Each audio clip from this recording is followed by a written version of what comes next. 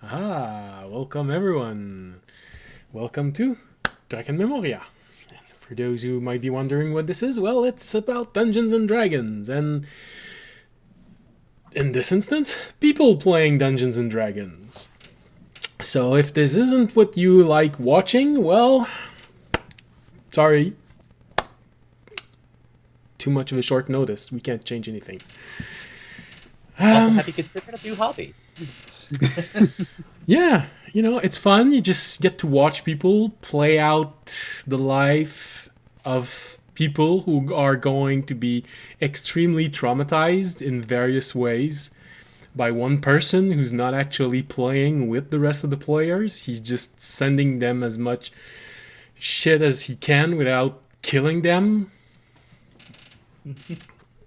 Hopefully. But hey, they get to go outside. Yeah.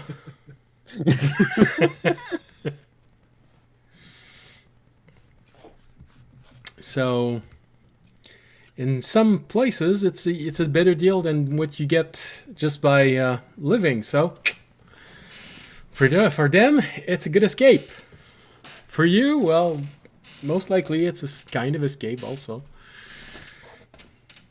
All right. On those extremely cheerful note,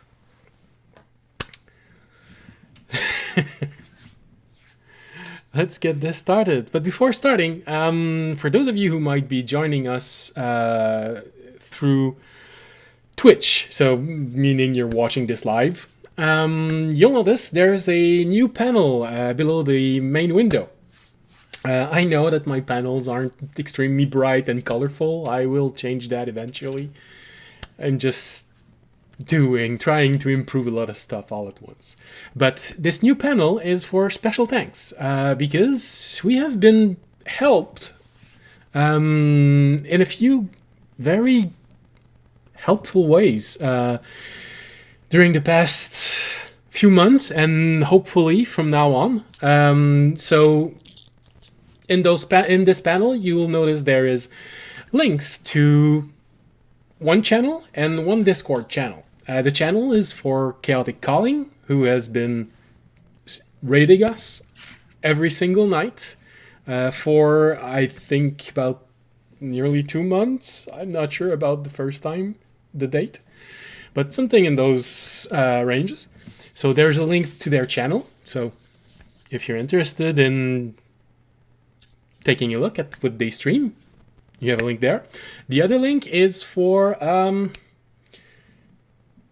Aiden. You probably know better how to pronounce the name of that Discord channel. It's the Kearney City Guild Discord. All right. So I just wasn't sure how to pronounce it all the way that they wanted it to be pronounced. It was said once. Like, since I've been there, they said it vocally once, and you had to memorize it or else you're fucked. All right. So it's a link to their Discord channel. It's a channel focused on finding a pleasant family for lonely DMs and players of Dungeons and Dragons who might be stuck right now looking at a wall hoping that they can play with someone. So you can use that link. Unfortunately, right now the link is only good for 1 day, so it's only going to be active until tomorrow around 2 o'clock, I think, Eastern time. I have asked them for a permanent link, but I haven't received it yet. So as soon as that is updated, it's going to be changed, and you're going to have a permanent link to their channel if they provide me one. So, yeah, that's about all the thanks that I need to give, and a bit of publicity to those who are helping us grow this community. And so with this, I believe this is everything I needed to talk about. So, we're going to continue the campaign. All right, so, last episode. The party finished their first of 4 bounties that they took. Quests, actually. this quest was to go out and bring more information about what was this odd creature overturning boats and creating a bit of mayhem.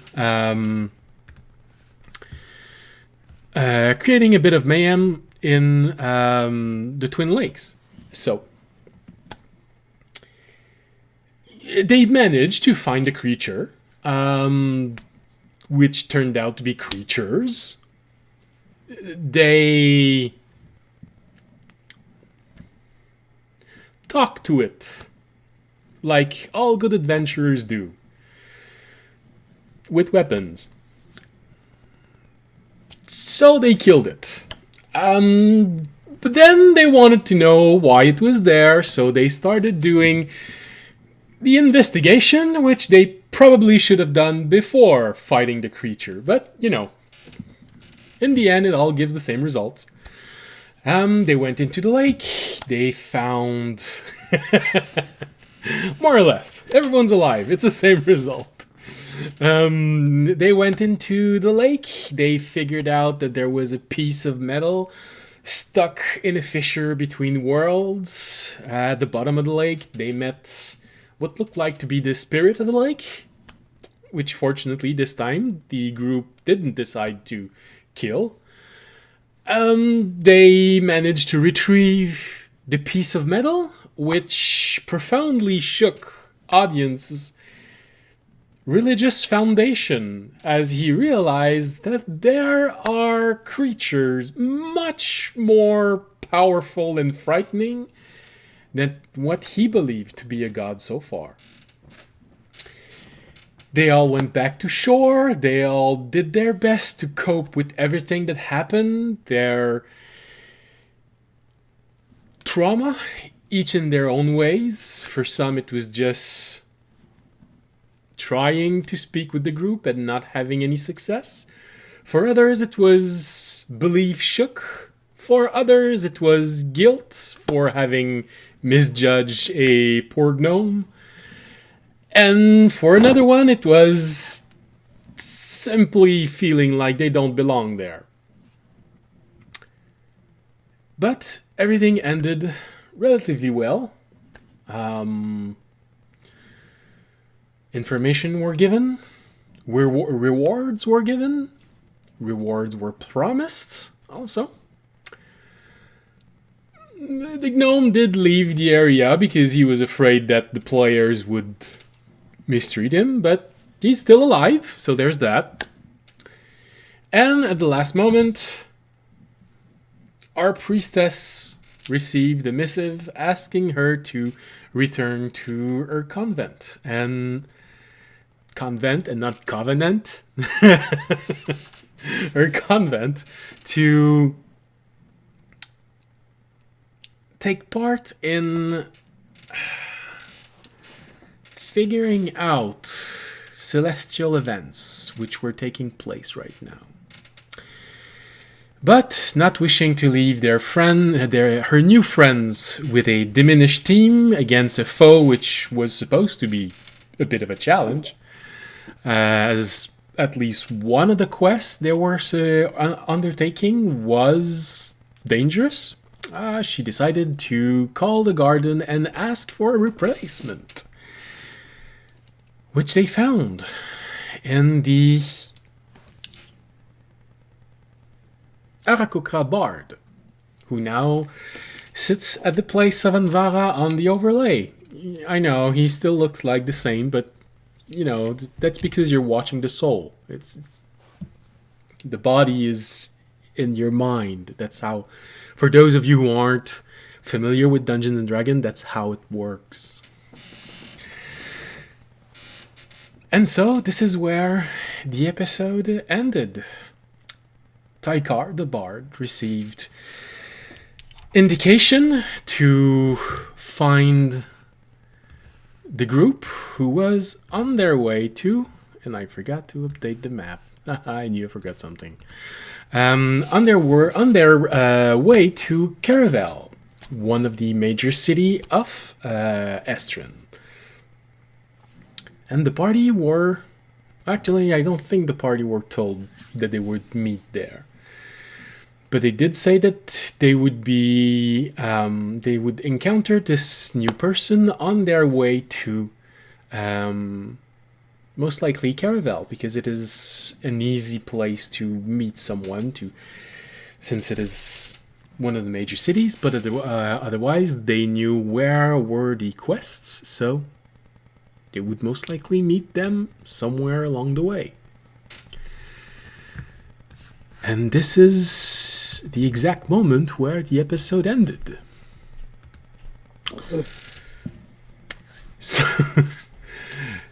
So, Tykar, you are presently probably just finished preparing to leave.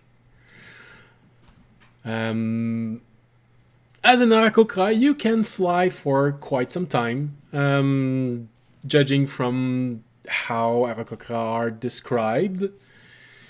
You can probably fly for longer than people can walk, because it is so effortless for you. So because of that, if you want to make your way to Caravel, it is going to be for you a roughly 2 days, a little bit under 2 days of flight. If you go at your maximum speed for as long as you can. So you will have to land somewhere to take a little nap, or stop at a city, stop at a village, town actually. There is a town outside of Otenel where you are, which you could stop, and then make your second half of the voyage directly to Caravel.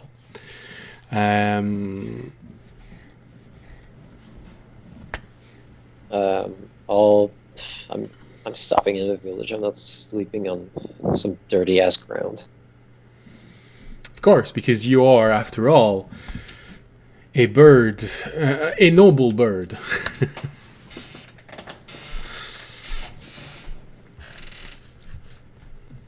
Well, maybe not entitled, but you do prefer comfort. Yep. That's me. Preferring comfort over free lodging. Quite a change. So from now on, it's not going to be raw oatmeal with a few drops of water in it. It's going to be... Oh, well, what? Actual food. Yeah. Not just oat-flavored glue. No, actually, I was just wondering, is an Arakokra going to eat with manners as good as a real bird? Which can be quite disgusting. I mean, I don't think I'm gonna go the whole seagull choking on a bag of Doritos road, but, you know. Most likely not. But, you know, if you've ever seen a hawk eat a mouse, it is a bit disgusting. I said eagle eat a goat. I'll go with that. Well, they could, actually. They just usually don't. It's a bit big, but a fully grown eagle can actually snag a goat or a sheep. So, they just usually don't. I'm a 5'2" eagle, so I probably could. All right, so you take off, and you are going to spend your first night in Ugar, most likely a place that you can reach within 2 or 3 hours of flight. If I am not mistaken, you can actually travel that, because you're much faster in flight within 3 to 4 hours. So you're going to get there during the middle of the night. But, well, middle, not 2 a.m., but, you know, maybe 11 o'clock or something like that. So yeah, you're going to have that. Just because you are going to stop for a single day there, I will ask you, especially if you want to sleep. Oh yeah, it's gonna be it's a town, so there are better place. Sorry. So you could rest in a modest inn for 5 silver. Okay. Modest lodging, meaning you most likely have a semi-decent bed. It's not a slab of rock, and there's no water falling on you while you're sleeping, so that's good. Probably a small chest or footlocker beside you, well, at the foot of your bed to store things in. Maybe a desk just beside you.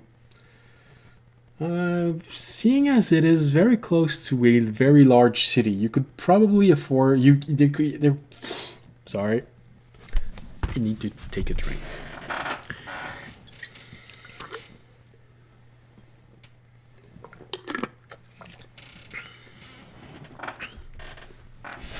All right, it's gonna be easier talking. There would probably be greater lodging than that. A very comfortable one. For you, it's cheap change, but it's starting to be very easy living. Comfortable bed, maybe even a rug beside your bed. Not just a small chest, but actually a closet to put in your whatever your clothes you have. Yeah, you know, Thykar's gonna spot like the most like upper class thing he can stay in. Well, in that case, it's gonna be a 8 silver for the room, and well, the meal. If you want to have this very expensive meal, especially for, Dungeons and Dragons, it's gonna be another 5 silver. That's a pretty good meal. You have a very good variety of foods of slightly higher qualities than what peasant can afford. All right, I'll go with that, and since it's 1.3 gold, I'll just tip him the rest of the silvers to make it around 2 gold, because I'm not breaking my gold. All right. So, finds you very generous, and you have a stay for the night. As for audience, Remy and Fisher, well, you ask for this replacement very early in the day, so you are most likely going to be able to travel. Hold on. You can travel twice that.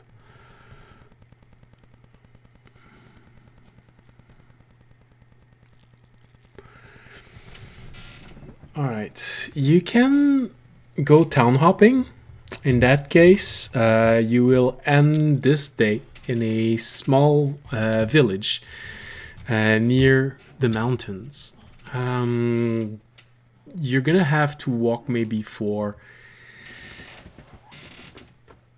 a third of a day to go back to the road to go to Caravel, but that village is meant for those who go town hopping. So you'd have the possibility to just go directly north toward this small village. You could stay there for the night, then just come back and finish the road to Caravel. Meaning you'd get to Caravel sometime early evening of the next day.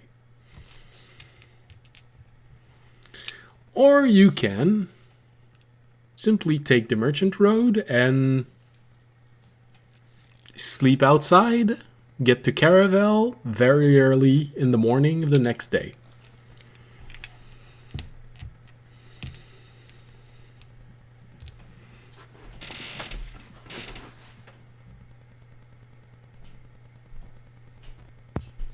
I mean, I'm good to sleep outside.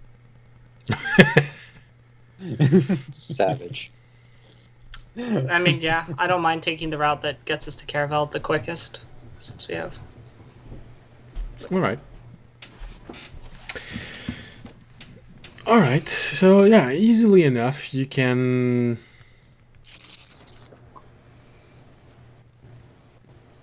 You can force this, being a Warforged, since you're not actually doing a lot of very strenuous things.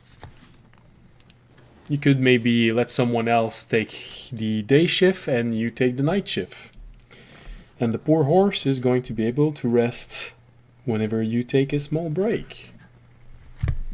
Because horse don't need as much rest as humans.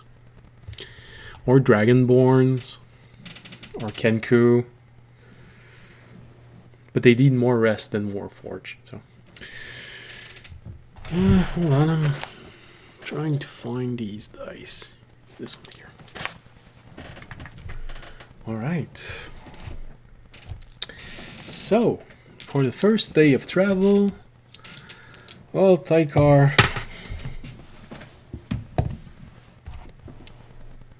you obviously meet nothing flying.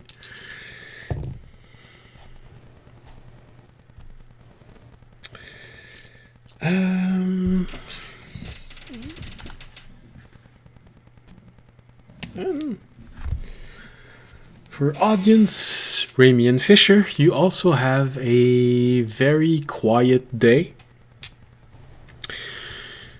During the day, Fisher takes the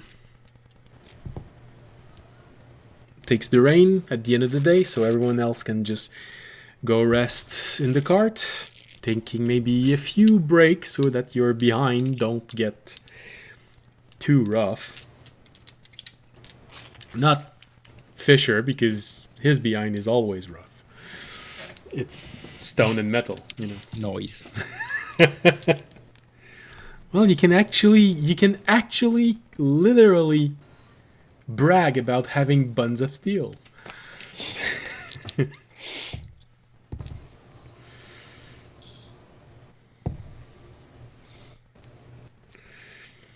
And actually oh yes, that's gonna be fun. During the night, you actually, again, it's a very windy day. But during the night, there's quite a bit of rain that starts falling on the group. So, are you going to try and sleep in your cart while you are being showered by a very abundant rain in the middle of nearly gale force wind? Or are you going to stop and pull out your gnomishly altered large tent? Could we just put the tent over the cart? Like, could we just take the top part of it and just kind of drape it over the cart so we have shielding? Yeah, I think this could easily be done. Let's see. Is there anyone that has proficiency in something that could help with this? I had a semi-military background, so I probably put up tents. Yeah, but what you're trying to do is alter something. All right, no. Well, yeah, you could always just take out the equivalent of a tarp and put it above the cart. I'd say, since this is a very doesn't require you to do much, to do any altering, just make a whomever does this intelligence roll. If someone is helping, they can do it with advantage. Just figure out Randy, how to just go for it. I heard intelligence, and I pass it over to you. I'll help. You see audience looking at all these ropes and It's not sails. gonna get much better than that. Let's see. Yep. So that'll be a soft 20. Okay. Well, easily enough, you see that audience is completely baffled by all of this cloth and ropes and sticks, and he manages to explain to you exactly what he wants to do, and with a roll like that, all right, you get how it is, and you just look at all of this material, you look at him again, you can't help in your mind to have this moment, really? You can't figure this out? Okay.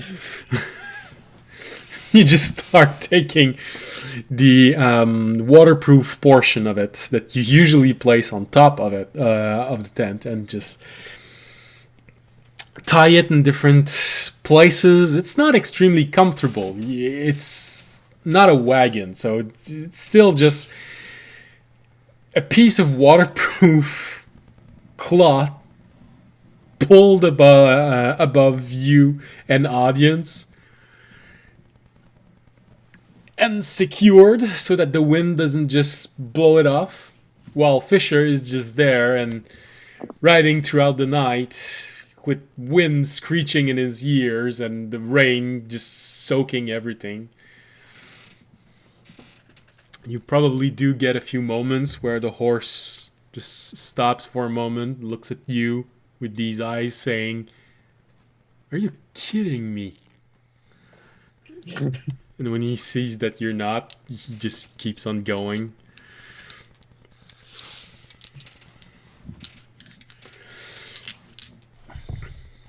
Meanwhile, Raimi is getting comfortably close under the tarp. Inch by inch throughout the night, Remy gets closer and closer and closer to audience. I don't have a blanket, but I'll throw my bedroll over the horse in an attempt to keep it warmer. I can't help but to feel that Terranad would most likely, as you are doing this, say, "And yeah, sure, this is gonna help for the entire night." Also, during the rain, Raimi sends to his void because nobody deserves that. A cat doesn't deserve that, but a horse, you know. Well, I mean, the cat is his friend. The horse has been very loyal for almost a week now. Your cat, not that long. You've known the horse longer than you've known your cat. But are they on a first name basis? Well, you never asked for the horse name. That's fine. The only one who I suppose actually their response would have been, Yeah. the only one who actually took the time to talk to the horse is Valtteri. She also didn't give him a name, so. I rest my case. But to be fair, she did promise him a name that she never gave him. So he's still waiting to be named. All right. So, let's just say that the night isn't that comfortable, but it's not one of those stormy nights where you have lightning and everything like that. It's just very abundant rain with a lot of wind, and fortunately, as the sun starts rising and you are aware that, well, the horse is probably starting to get tired, and he's been moving for almost 24 hours. And although you know that horses only need half the sleep of a human, and they can just take little rest while you are just tending to everyone else or giving him a break, eventually he's going to get tired. So you know that he's probably starting to feel the exhaustion, but he can keep on going for a while. And as the morning comes, well, you don't really see it because the rain doesn't let up, but the wind does. The wind slowly starts to die out, and just leaving this torrential downpour for a few good hours. So now, instead of having this and feeling like it would probably sting a lot, now it's really just like standing under a waterfall or near a whale when you're at sea, or the equivalent of a whale in that world, which I would imagine would be quite big. But again, pretty uneventful. Not a lot of people want to actually spend time when it's this bad of a weather outside. Tykar, as you wake up on this day and you look out and, oh wow, you've seen the skies enough to realize that, oh, it's probably going to rain pretty bad today. Probably already is raining over there. All right. That's Dale. Not looking to get struck down by lightning today. Well, like I said, it's not thunderstorm, but it's quite a torrential downpour. Lovely.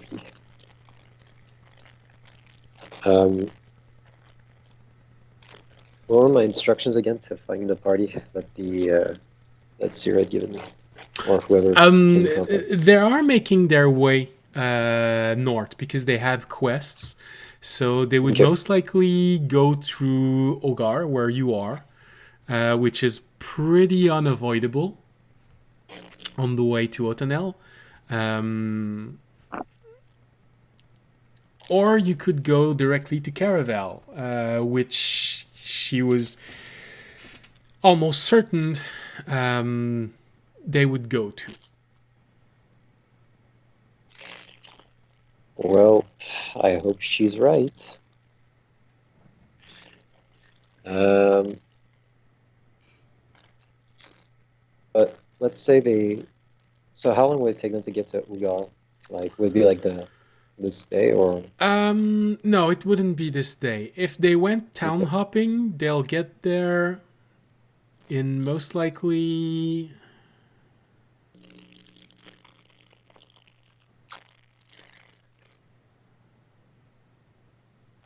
...4 to 5 days. Okay, I'm heading to Caravel.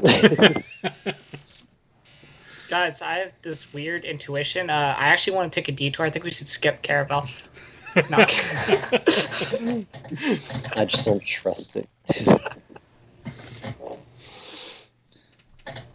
This weird feeling, the name, it's just wrong. Hey guys, let's turn our mission right away at the garden. We'll come back after. The ratio of consonants to vowels is off. Yeah. And anyway, it's not one of those huge, impressive cities. It's one of the youngest city in Estrin. It's probably not that developed, you know. It's quite literally framed by two commercial cities. So it's, you know, it's the city that it's over there. Nothing ever happens there. So.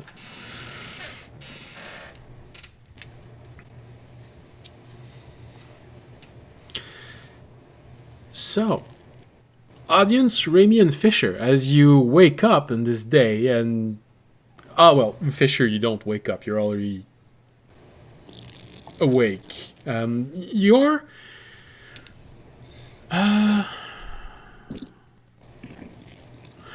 are going to feel the exhaustion of it because, unfortunately, riding in a cart is not considered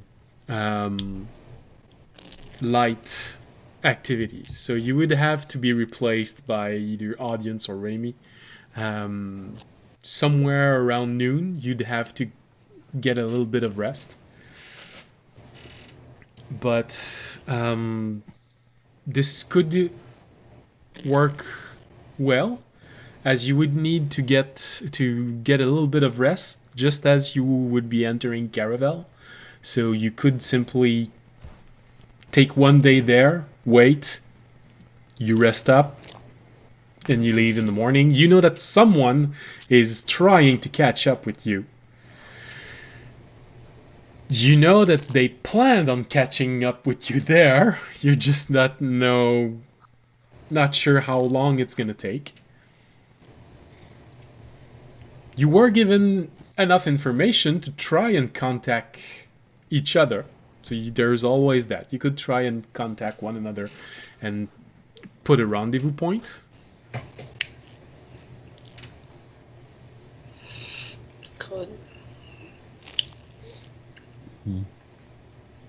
How big is the city?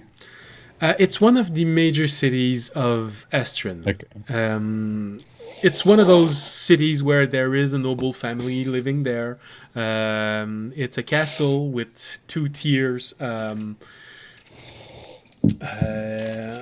the city, there is the castle. There is probably the old town, the first one that was around the castle, which now is a bit older, and usually wealthier person live there.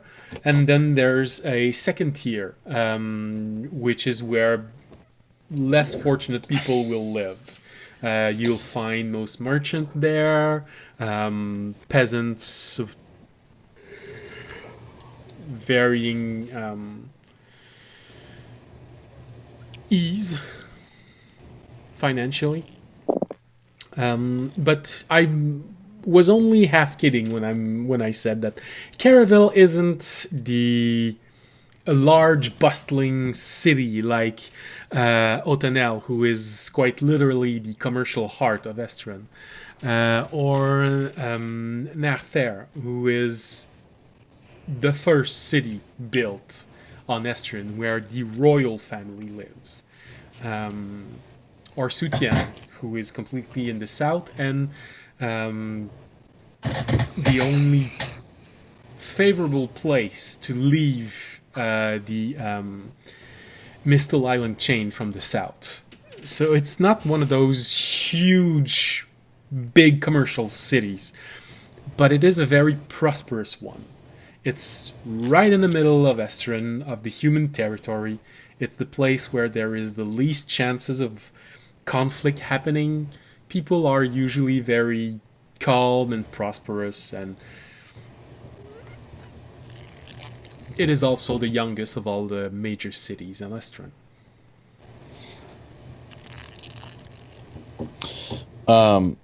I forgot if we did this or not, but did Sierra give us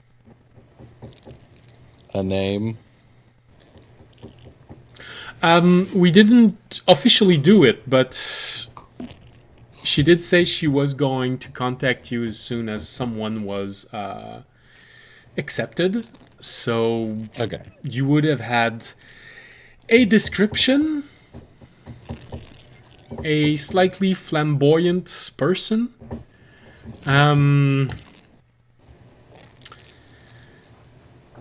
with a very odd accent, most likely for you, coming by the airs. I don't know who would have asked about what he looked like and where would be the best place to meet.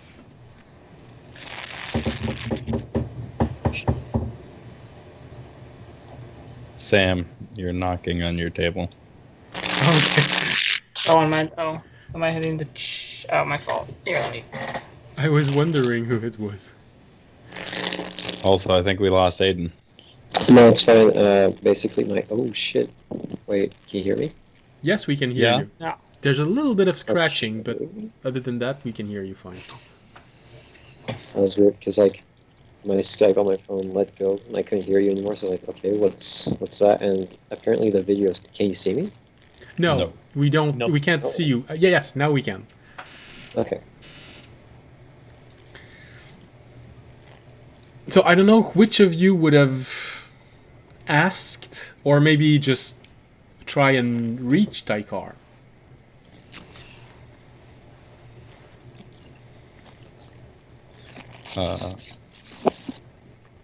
Yeah. Because as always, I think that it most likely wouldn't be Raimi asking for information about what Taikar looks like. Fisher, But somehow I don't think there's like the stuff coming together. Fisher, while you would have the presence of mind to ask for this and ask for information, because you're not that of much of a social person, it's also not you who is the best choice. Audience, who is the most social of the group and the one with the highest charisma, for now anyway, would be the obvious person to ask. But then again, he would most likely don't think about asking certain questions, which could be I very useful. would not. I was told that the guy would meet us, and I'm kind of assuming that he's gonna magically appear. Okay. As we are getting to the city,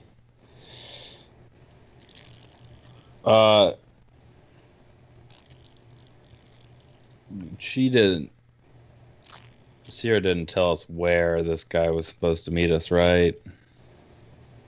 No, She said just Caravel or Ogar are the two easiest place for the two of you to meet.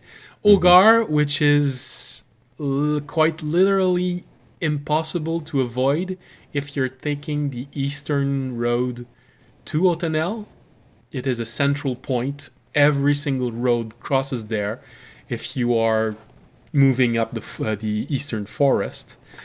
And Caravel is at the center of Estrin. Most road at least crosses in there at some point.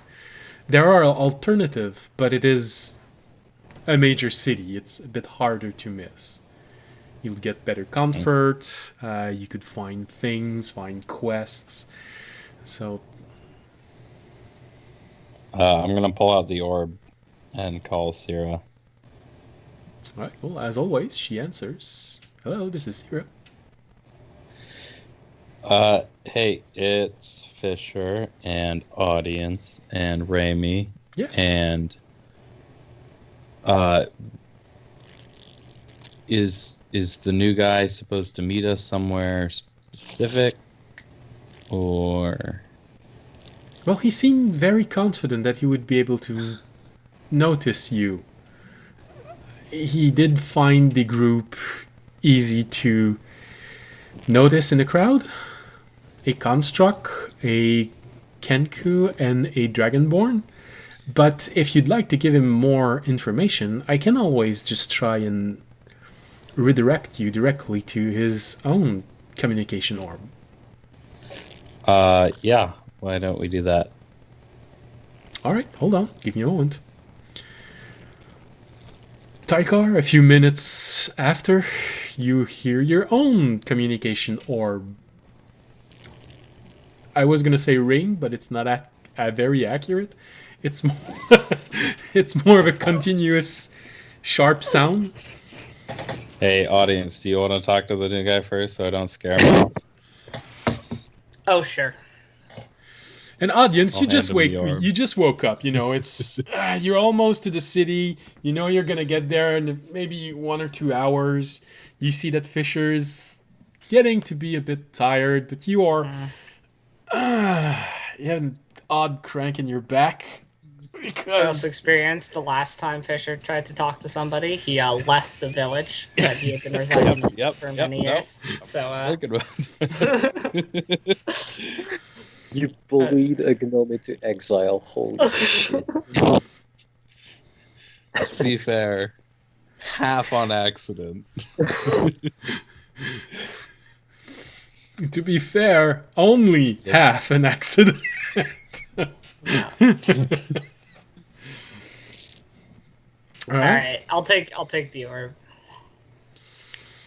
All right. So, Taikar, you feel this ringing vibration in the orb? Yeah, I pick it up. Do I need to activate it to say hi, or is it just like, am I just pulling out audience's face out of my pocket? No. You don't. It's not you take in and it appears. There are a few different sigil that you have to trace on the orb for various function. Answering is very easy, very similar to a cross. You just swipe from left to right, sort of like a T, but laying on its back. So it's like All left to right. right and up and down, almost completely to the right. Up the, All right, I trace this very sigil and open up by just saying, hello! Just like, Hello, this is audience. We are a member of the party you're supposed to meet up with. yes, audience. So basically, I'm at Caravel. We are. You right now, you're still in flight. So when Okay. audience looks in this, he can see clouds just zooming behind you, while you are looking at him, and he seems to be under a tarp. How's the in-flight? How's the in-flight movie? No. Usually, I'm not for documentaries, but the creatures here make it work. So we're just about to enter Caravel. Do you want to meet us here, or are you planning to meet us here? Yeah, don't move. I'll be there. Can I see Caravel from where I am? Depends on how high you are, but if you're high enough, yes. Well, you know, I'm at a level that doesn't start depleting my oxygen. So So under the cloud level. yeah. Yeah, I'd say from there you can probably make out. It most likely just looks like a larger dot than everything else, but you would probably be able to make out that there seems to be bigger structure over there. But you know, you're still maybe, I'd say, 4 to 5 hours away from Caravel. All right. If you guys wait, I should be there in about not too long. You can find ways to distract yourself until I get here. I can basically see. I can basically see where I'm going. Don't worry about it. All right. We will probably find a central location then to wait for you. Okay. I have a natural sense for detecting taverns. Like, if you can locate yourself there, it would be very easy for me to find you afterwards. All right, no problem. Meet us at the biggest tavern there is. That's where we'll be. Ça marche. All right. I imagine, like, I hope you were able to hear me talk, or else it's just like wind. It's like, you know, when someone blows into a microphone, it's just that with the trying to talk. There's probably someone said I To might be do the thing fair, where I was it's like, kind of what you sound like right now. yeah, it's a good character. Your microphone is slightly screeching a little. Oh, hang on. All right, I'll hang out. I'll be like, all right, we're gonna go meet our new member at a large inn. So he said he'd be here in like a few hours.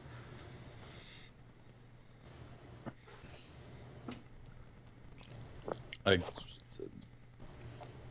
guess. Okay. Why don't? Yeah, here you take the reins, All right. and I guess you know what you're looking for. So Yeah. I mean, we're almost there, right? So it's probably not. All right. A few hours. I've been up for a while. Yeah. Okay. It's probably something like an hour and a half, 2 hours before you reach the. Okay. So we're still, but yeah. Okay. But we're like pretty much there. All right. Well, I'll take the reins and let audience get some rest. Every time the road takes you up a hill, you can probably see Caravel in the distance. All right. Well, I'm definitely not going to get lost then. No. Usually, it is quite a downpour, so visibility isn't all that great, but it's not wind and downpour, so you can actually see. Does this sound better? Yes. Yes. Great. So, you keep on going, and surprisingly enough, with a downpour like that, you really don't meet a lot of people. Even, it's raining enough that even highway brigands don't come out. No one wants to be stuck fighting in the mud when they're trying to steal your money. I guess I never heard the term "get down and dirty," but all right. Nice. 5 Your points. comment has been acknowledged. 5 points. All right. So, after a few hours, you get to Caraval. It's, like I said, it's not the biggest city you've seen. Obviously, audience, having lived literally next door to one of the 3 biggest cities in the world, Caraval looks like, I don't know. A hamlet.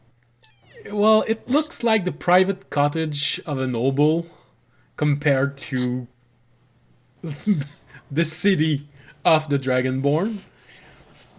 But, you know, for humans, could probably pass as a big city. It's not as big as Sutian, which you have seen, which is a three-tier city. And also not as big as Tolteran, which is quite literally almost next to the only place where there is an open commercial road toward the Elven Empire. So Tolteran and Karatner are usually the 2 cities that the elves will choose to trade with. Caraval is a very quiet city. You see fields all around it. Peasant seems to be very relaxed. Because you're someone that has a martial background, you are aware that usually the land piece that is right at the center of any kingdom is usually the most prosperous and quiet one. Because even if there's war, it's usually not the first place where war is going to reach. So it's that kind of relaxed, and basically from some of the tallest towers, you can see a little bit of the Northern Twin Lake. So some people actually also have a very nice view. It's still a few hours to get there, but probably fishers do go there to get a bit more variety in their meal.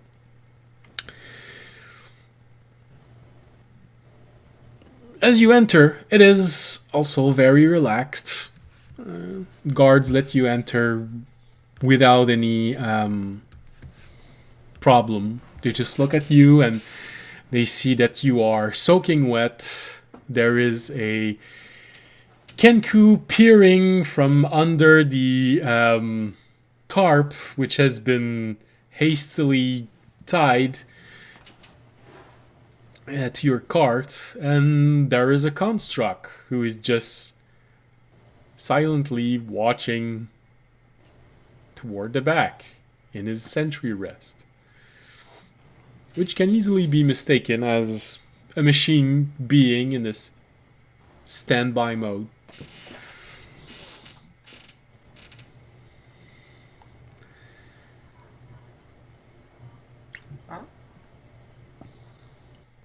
The guard just let you enter. They just look. Alright. One of them just comes and look a bit under the tarp, and you see Raimi sort of. Oh. Sorry. Just looking, making sure that nothing's bad in here. Alright. You're clear. You can As long as Kanku are legal, I think we're alright. I'm pretty sure they're illegal. Actually, they've been outlawed from this city. I'm afraid we have to arrest you. Smuggling in Kanku. We don't have a problem with all the gold and jewels you have, but the Kenku needs to go to jail. You can choose. We either tax your current. We either tax you for your passage, or we take the Kenku. Looks at $750 in your pocket. You know. Then you realize Remy has just as much in his pocket. Well, I also realized though that Remy is a rogue and can probably get out if they take it. Here, take the bird. Have fun. We'll see you later. Remy, just meet us in a few hours with you. Take it as a challenge. It's fine. Immediately swallows a lockpick to be regurgitated later. Oh yes. And if Just he don't get fails, punched in the guts. and if he fails, well, he's just gonna have to wait a few more hours before he can retrieve it. So, you easily make your way inside the city. And are you planning to look for the biggest inn yourself, or are you going to try and ask for directions? Audience will always ask. Audience isn't scared to ask. All right. Well, in that case, I'd say make an investigation roll. That's gonna be a his investigation intelligence. Yeah, it is right. Yeah. Yes. It's gonna be a 6. Well, because you're asking for directions, you are going to eventually find it. It just takes you a stupid amount of time to find it. Audience is not impressed with the city. He now thinks people in it are dumb. They don't know what the largest inns are. You know, you get the first one that he meets. Sorry, sir, could you tell us where the biggest inn is? Oh, it's quite easy. You just have to keep on going. You're gonna see a fountain. Just keep on going. Get to the big gates. Go on for another 500 or 600 feet, and you're there. So basically, just go down the main street. 3 hours later, you are in a small street trying to figure out how to get back to the main street. But you found the wall, so you know that there is a door somewhere on this wall that leads to the higher tier of the city. Well, we'll go until we get there. Giving me time to finish my century rest. I am. Also giving time for the bird to get. He's gonna arrive in at the end before we do at this pace. He's probably going to get there. Yeah, there's a chance that he'll get there before you. It's alright.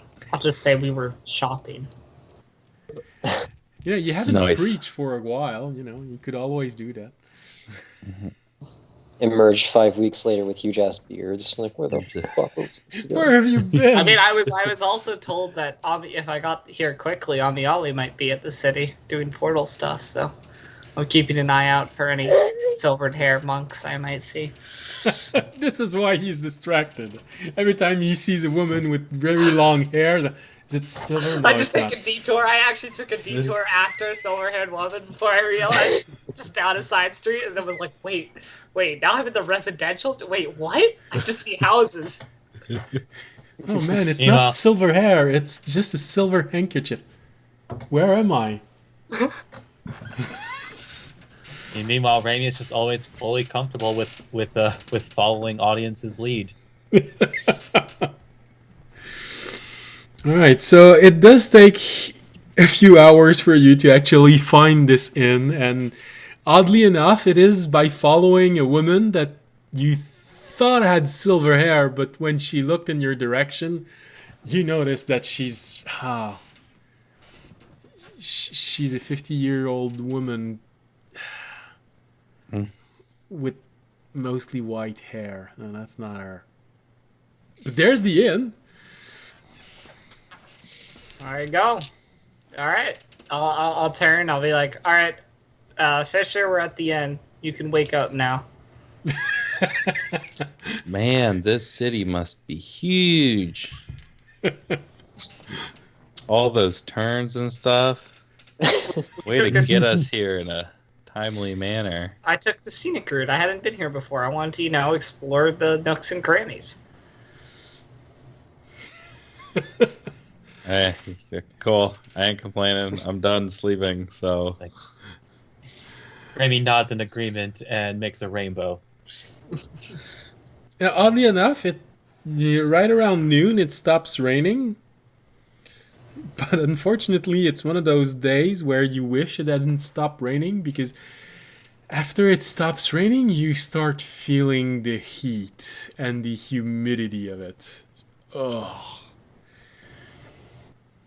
Becomes harsh. And Tykar, you don't actually notice this until you start slowing down, because there's always the wind whipping in your feathers and... Alright, I can see the city, and it's there. You dive down, you perch yourself, most likely on... well, whatever you think you can perch on without being shot by someone with a crossbow. I mean, I know I'm not a common sight, but what the shit Well, shows up that I shot? don't know, man. Guards Something's trigger flying in the happens. They're sky. bored. Shoot it on sight. well, It's an invading army. Yep. you see guards on the walls and on the towers. Are you going to land right beside a guard with a crossbow in his hands? Or are you gonna aim for something like a temple, which doesn't have armed guards on its roof? You know what? I'll land outside the city gates and announce myself before I get fucking ballistaed out of the sky. Alright. For some trigger-happy artificer, just eldritch cannons my ass without me seeing him. So you go toward the entrance of the city, and you get there just as the rain is subsiding, so you do catch a little bit of rain, and it doesn't feel all that bad. It's you've been flying for half a day, which for those ground walkers, it's nearly a day and a half. But you get there, you start feeling this heat a bit coming out of the soil and the humidity setting in, but you're in front of the main gate, and you do see the guard. They look very relaxed, and one of them just eyes you a bit suspiciously, but he just... What's your business in the city? Oh, I'm here to meet. I'm here to meet some friends, and of course, tell everyone my amazing exploits, as one does. So, can I go through? He watches you. Watch what you're carrying. Yeah. Make sure you get a permit before you start playing music in the main square. A permit to play music. Well, yeah. In large cities, it's better to have a permit if you're trying to attract crowds, especially in the middle of town squares. When there are actually activities, we don't ask it, but for every other days in the week, it's just so that we can be sure that we can regulate everything, especially during the last few months. We've had to ensure securities of some people because of this cult that's been spreading around. So if we know you're there and we know when you are going to perform, we can actually make sure there's guards there, especially if you like giving tales of religious things. They can easily get offended by that. I'm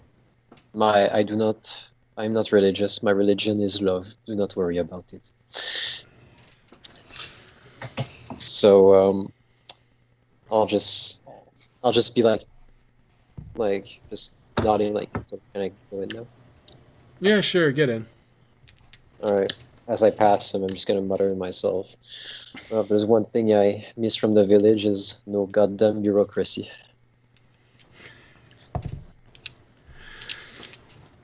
All right. So you get in the village. You get in the city, and are you going to ask for directions, or are you just going to follow your bardic flair? Look at how things are made, and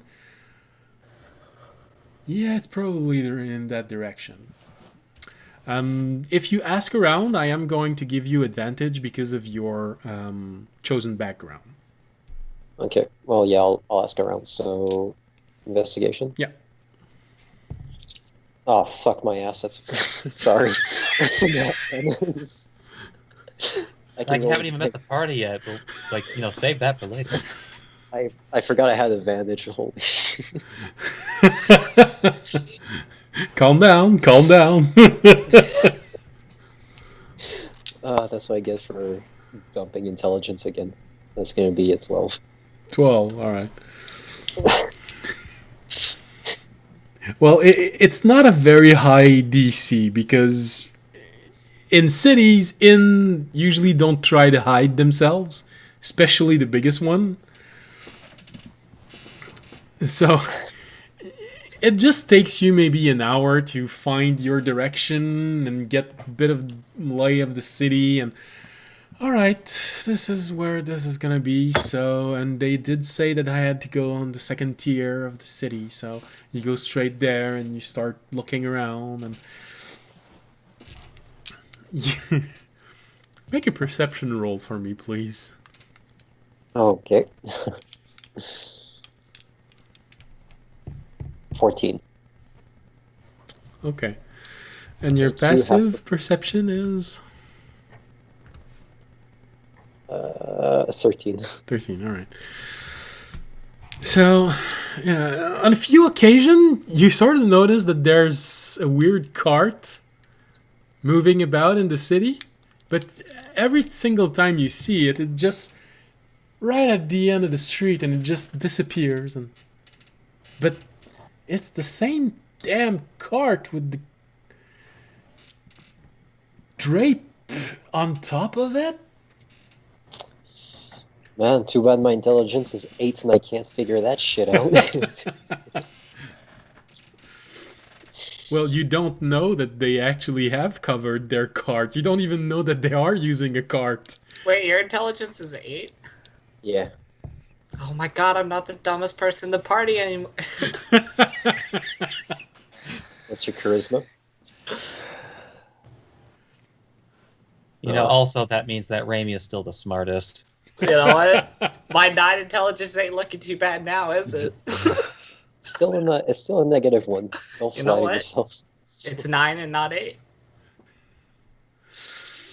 All right. So what level can I learn Feeble Mind? So it takes you a little while. Don't you just love an int measuring contest between men? Marshall, man. All right. This is something here. What? No. But actually, it's sort of interesting because Well, no, I'm gonna let Terranad do this at a later moment. Oh, nice. I'm good. It feels a comment better suited for Terranad than the Dungeon Master. So it takes you a little while, but around noon, you find this large place, and it has the word inn on it. It's large. And then you look over your shoulder and you see that cart that's been shadowing you for the past hour. And there's the Dragonborn riding it. Okay, before I decide on how... Oh wait, they're selling the cart. I was about to walk into the inn. Okay, good. Yeah, just when you're about to enter the inn, okay. You just look around over your shoulder and you see that cart. And there's a Dragonborn on it. Alright. He does look like what you saw in the orb. Just as I'm about to kick in the door to walk into the inn, I just reel back and turn my head. Oh shit! Hey, hello? Are you audience? Then I just shake my orb. Do I see a waving, large bird man in front of me? Well, it was an investigation roll that I made you roll for. So go for a perception roll. Oh, good.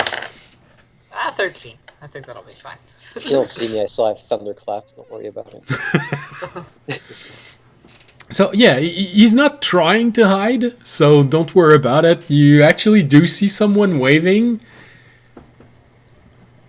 It's got feathers. It's got an orb in his hand. And seems to be waving at you. I'll do that. Wave back and hope I don't look like a fool. And then he just walks out. He was at the other end. Roll performance as you try not to look like a fool. Yeah, I'll wave back. Alright, I'll just... How far is he from me? Maybe 100 feet, 150 feet. Alright, I'm gonna fly my ass over to him. Like low flight. Like below radar range. Something like a hawk glide. Yeah, kinda. Alright. Very impressive. He moves very fast with his wings. Yep. And Remy, Alright. who is looking at this, I'll turn to Remy. I'll be like, why can't you do that? Ah, you bitch. Okay. Dude. Hold on He a loved minute. you so much. How could you? You absolute garbage bag. Innocent question. He's a bird. I don't know You're the a dragon. Kenku. You're Okay. Dragonborn. Why don't you have a tail? Fuck you. Actually, no. I'll at least give you the benefit of an advantage roll for this. Okay, not much better. I'm sorry. Like you like Remy kind of looks at you for a moment, and his eyes start to water a little bit. Oh, you prick. I'll say, I'm sorry, Remy. I didn't know this was a personal issue for you. Okay, sure, your turn to piss him off. I assumed that, but you can sneak real well, so it's fine. You don't need to be able to fly.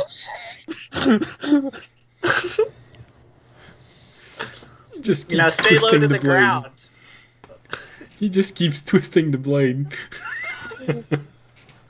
And you're unfortunately I'm getting a really low roll day, so you just kind of like now the feathers around his eyes are starting to look really wet and watery, and I'll say, and he just kind of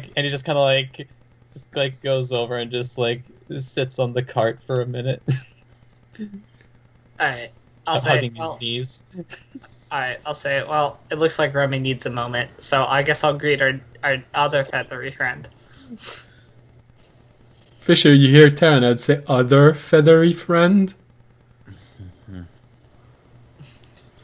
Right now, you're looking at the back of the cart. You're not looking at the front. Yeah. He doesn't know what's happening in the front. I'm gonna get out. Yeah.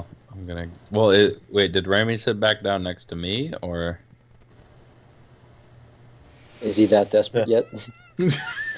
Well, he just said he was sitting back in the cart. I don't know if you are sitting right next to Fisher or just you're back at the I audience guess for a back of the moment. cart or front of the cart would be.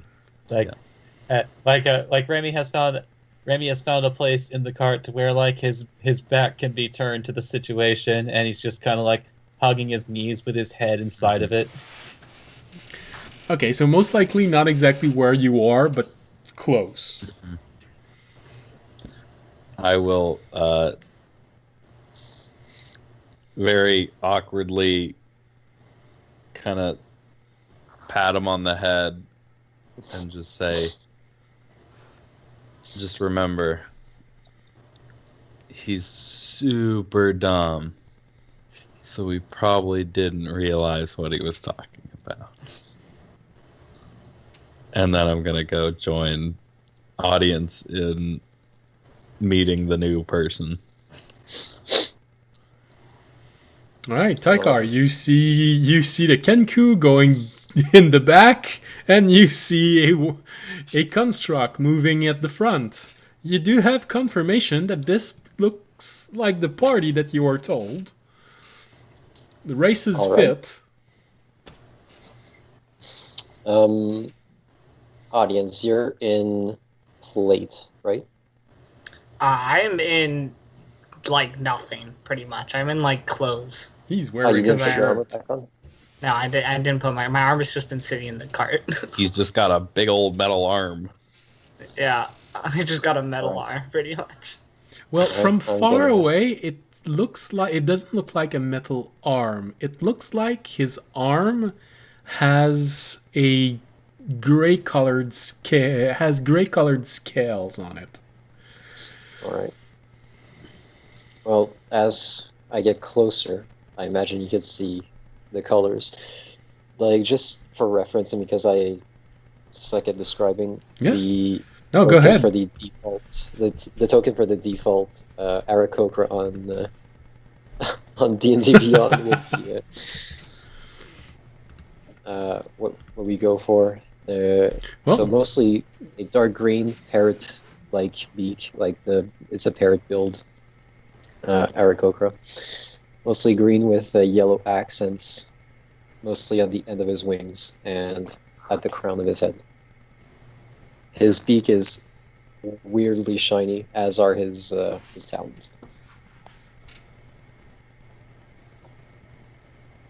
That's just like for physical description as I get closer. Alright. And he's proficient in stealth.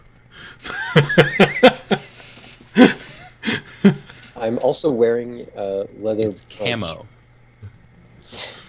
I'm wearing leather breeches, and since having a chest piece is kind of hard, it's mostly just a harness with a bigger leather patch on the front. I guess As- as he gets closer, I'll say, greetings. I don't think I've caught your name. All right, and as I land, I'll just land try to stop a few feet before reaching him and just scrape along the floor to just cool slide my way. Make a performance roll for this. Just see how impressive you are. Fuck yeah.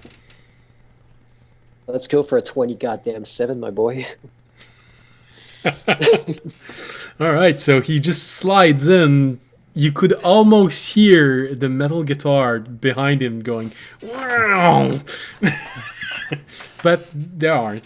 So he Audience goes, finally, someone who speaks my language. So yeah, I just scrape, and as I come to a halt, just finish off with a bow. Hello. Hello. And in my left hand, just because it's somewhat important, I'm holding a big ass case. I don't know if you can recognize the instrument, so I won't say it right now. I It's a big ass case. probably not. Alright, from cool. just a case. Just a really big case.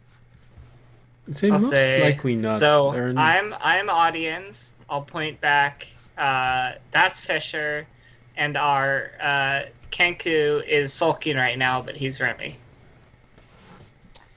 Alright.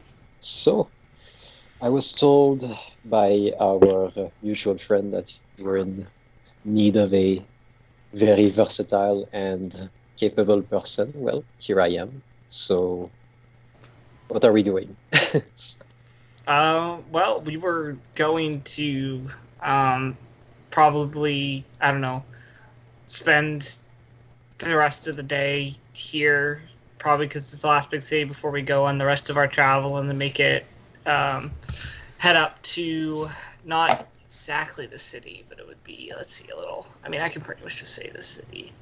So we were gonna head up to You're going west, east of Otanel, Yeah. near Okay, the east, thank edge of the forest. yeah. So we're gonna head up to east of Othanel, where we're gonna check out some lights. But they might be like otherworldly lights, so not just the regular lights, which would be very interesting. An intrepid hero investigating mystical lights from beyond. Alright, I'm down. Let's do it. All right. So Fisher, Uh, from inside of you, you hear Taranad say, "So this is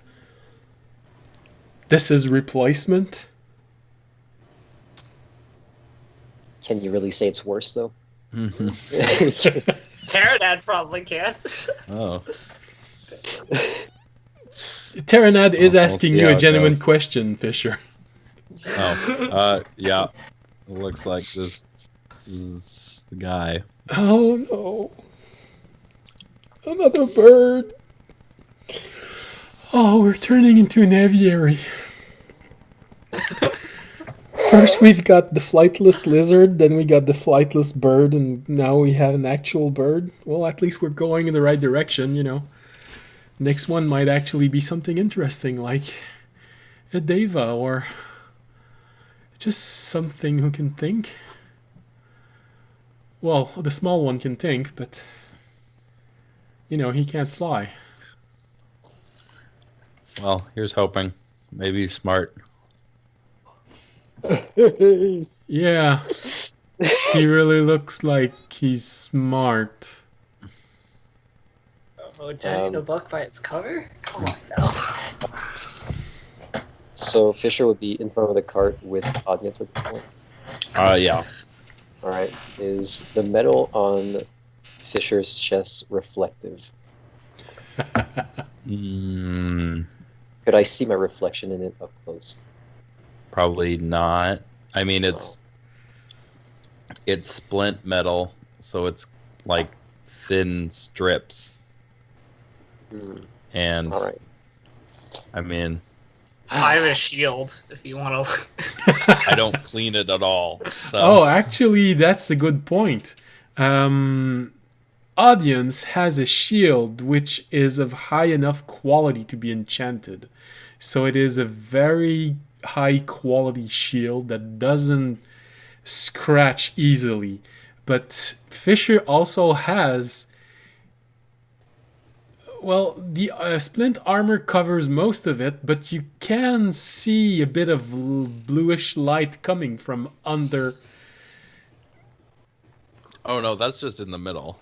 Yeah, no, It's that's not like what with I the mean. But chainmail anymore. Yeah. the plates cover most of it, but there is some sort of bluish light coming from where his heart should normally be. Okay. But it's mostly muffled by the fact that there are large strips of metal. It's sort of like placing a light right behind metal strips. You're gonna see something, but it's faint. But Audience has a shield which could support an enchantment, so it's a high quality shield. But I'm guessing he's not holding it in front of him so I could look at it. He's not like bracing for me to fucking attack him right now. No, it'd probably be held loosely. I mean, Yeah, it is technically equipped, so I guess it's probably just held loosely in my hand. Yeah, it's mostly on your side. In that case, what color are your eyes? My eyes or Fisher's eyes? Fisher's eyes are red. Audience's eyes. My eyes are gold. All right. Car will get a bit closer to you. Look at get on one side so you look straight into one eye. Just look around. Just starts putting his feathers back in place. Man, I look gold. I look good in gold. Fuck. All right. Audience seeing this and kind of recognizing it because he has done not quite this, but he has looked at himself in the mirror before. Will say, "I know most people do try and get close to me. I am fairly good looking, so." Remy, how are you reacting to this? Suddenly you have another bird looking deeply in audience's eyes. Hold on. Let's see if he's gotten over it. Reasons, please. Okay, that's a 20. He got over it. Basically you kind of passively Rainy done sulking. It's just convincing himself, just don't worry. He probably didn't mean it. He likes me. I know he does. You know that audience is a bit innocent, not in the best way possible. But yeah, it's he comes into the cards, and the minute that he sees this other bird getting uncomfortably close for Raimi's liking, there is suddenly a burst of wind as Raimi is suddenly between the two of them. So just as your audience finishes saying that, people find him attractive, you get this in front of him of Raimi looking at you. Hi, little guy. What? So you're Raimi, right? So keeping that look, but just kind of nods. Well, nice to meet you. I am Taika, and I'm gonna extend an arm to shake his talon.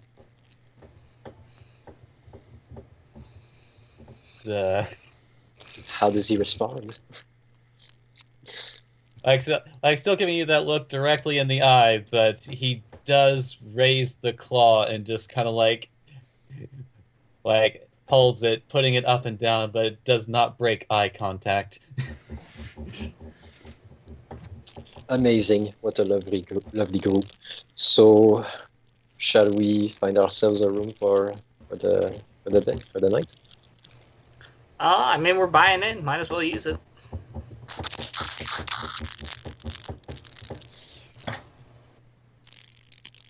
Right? How nice does this inn look? Well, it's a big inn, so it's probably it's a big inn in a large city, so it's most likely a multi-tiered inn, large enough when you get inside for there to be a place for performers.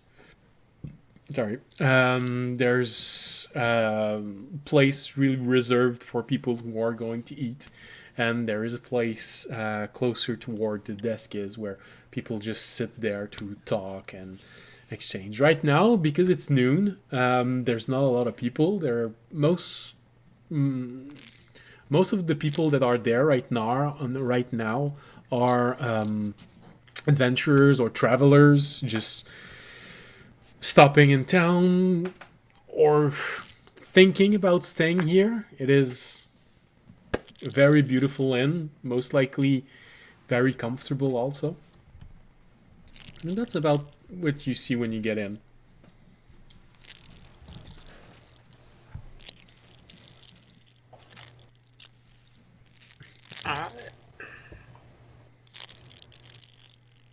Okay.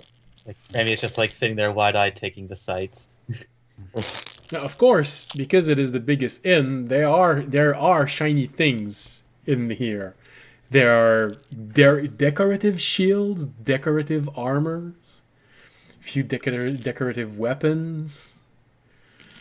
Are the people dressed well in here? Because, like, I don't want to do something really fucking stupid if there's nobles in this place. Well, you are in the upper part of the city, so yes, there Okay. would be a greater chance of nobles actually coming in maybe later during the day.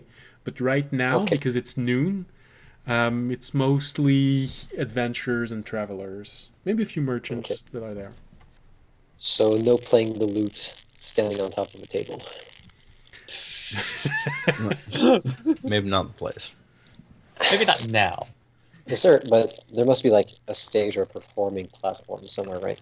Yeah. Alright. Toward the left of the establishment, there is a place which seems to be reserved for various type of performance. It has a roundish shape, and you do see a few indentations in the ground. So there's most likely a way to remove part of the cover. So there might actually be a place for people to perform theatrical acts, but right now it's more of a stage, so people can play music and things like that. Alright, great. So, if you guys want to do something, do it now. Okay.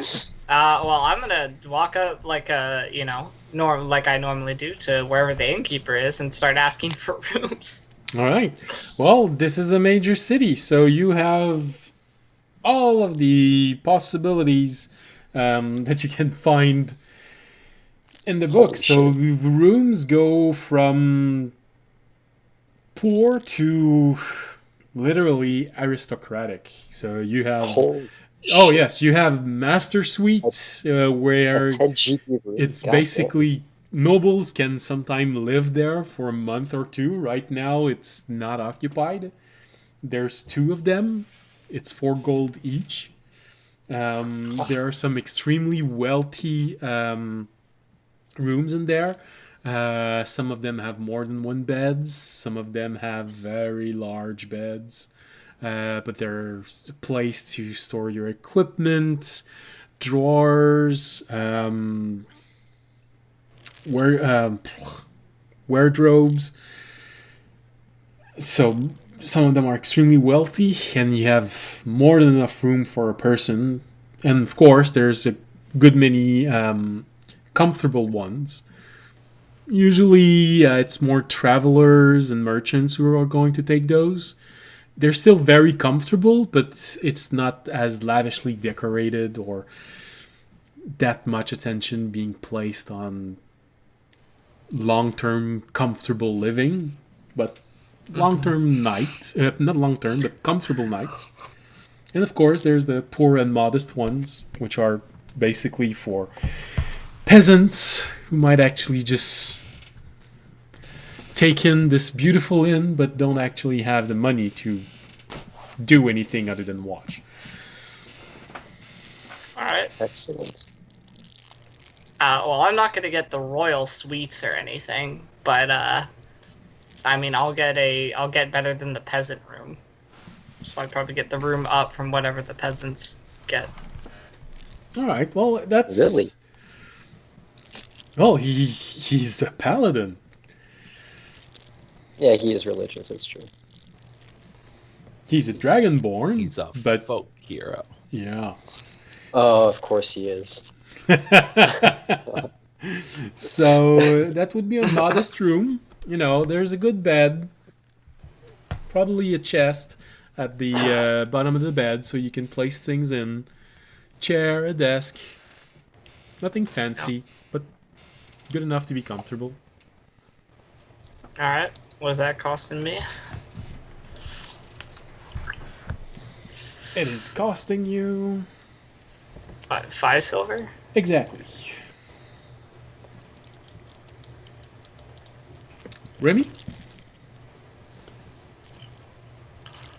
Oh, it's what's the one above modest? Comfortable for 8 silver. When you get to Yeah, so- comfortable, you actually start getting decorations, you know, things to make it pleasant to stay there for 2 or 3 nights. You know, that's nice. Oh, you would have had him at decorations, so Ramey's getting a comfortable room. Okay, so 8 silver.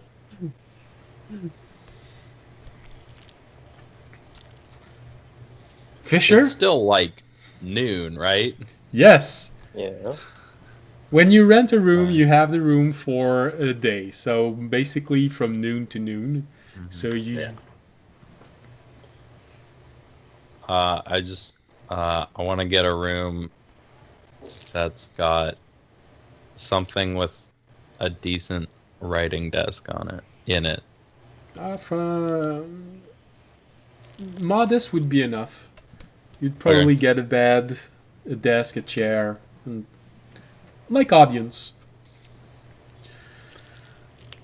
All right, so the modest is 5 silver, and for Tykar,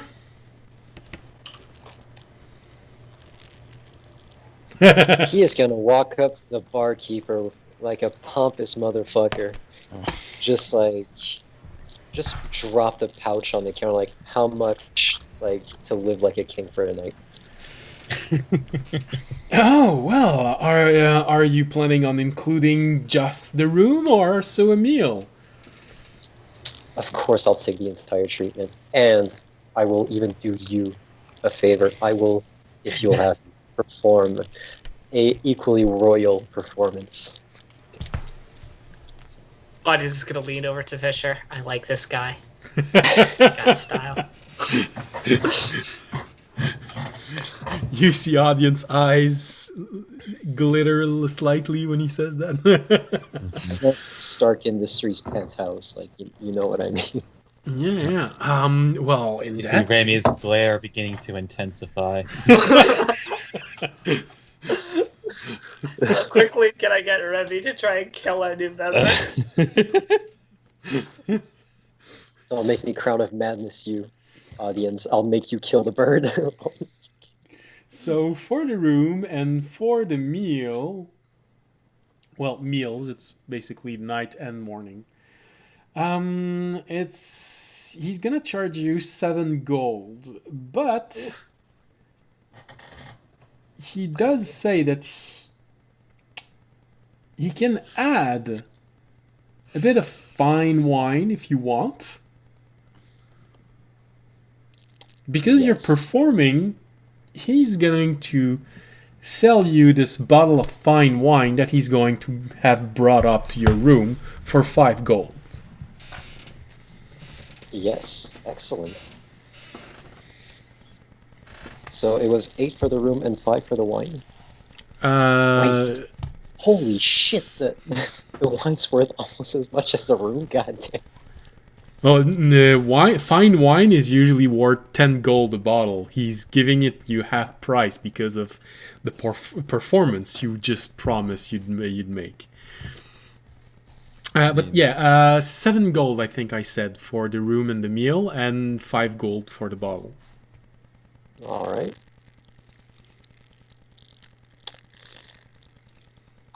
Let's see how fast I can blow my starting gold.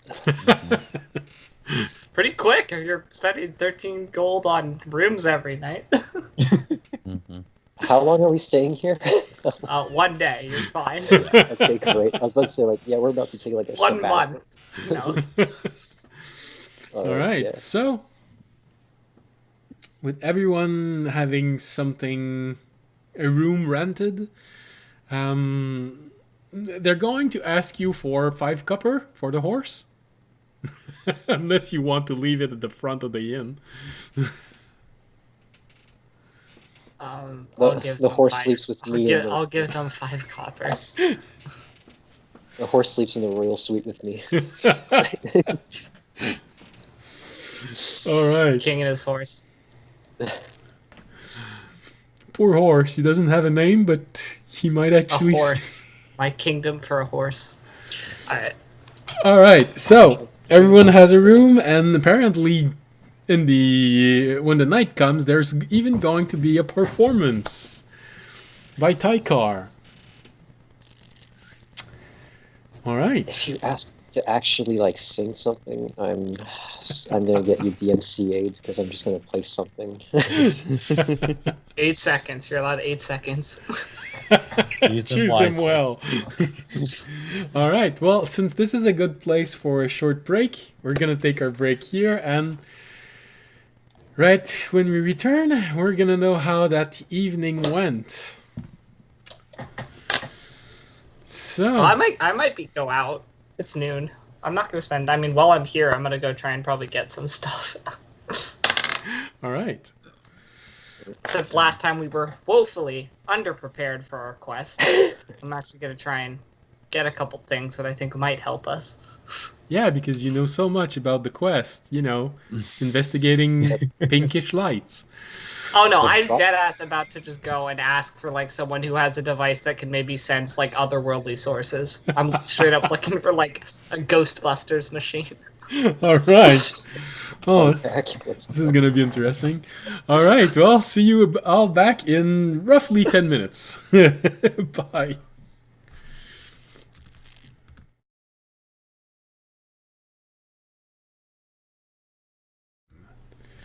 All right. Welcome back. As you can see, everyone's there, and we seem to have a little bit of anticipation toward the coming performance. All right. So, audience, you said that you did want to go shopping a little bit before tonight's performance. I did. I wanted to go look for a very particular item Go ahead. that might not exist. How about you take about 2 hours to do that? That'd be great. I mean, it's 12. I think I got more than 2 hours. No, IRL 2 hours, please. Oh. Just rolling is always allowed. Well, first describe to me what you're looking for, then we'll decide how long that takes. I think I'm gonna go with audience. If Okay. you'll let me. If he'll let you. I mean, I'm not I gonna don't know, maybe stop you. got stuff to do. Stay. No, you can't come. Fuck you. What are you? Watch the cart machine. Stay. Alright. Maybe you have some private matters to attend to. I don't know, your life. Listen. The strip club's later, okay? We don't do that. No. Alright. Yeah, Fisher, if you want to come, you're perfectly welcome to. I'm looking for a particular item. So. And that item is? Does Fisher ask? Or are you asking? Yeah. Okay. I've Anvara lending me her spear made me realize I'm maybe holding on to a couple more of these than I need. So I think I'm gonna go try and sell some weapons. What are you looking for? With his 6 daggers. I am looking for, and I don't know if I can find this, but I am looking for a device that can sense otherworldly presences if they are near. So basically, Have I heard of anything like that? well, in huge cities like the one of the Dragonborn, you'd be fairly confident that if you can't find one in a day, you can have one commissioned in a day. In a smaller city like this one, you need luck more than anything else. Mm-hmm. Roll, luck, roll.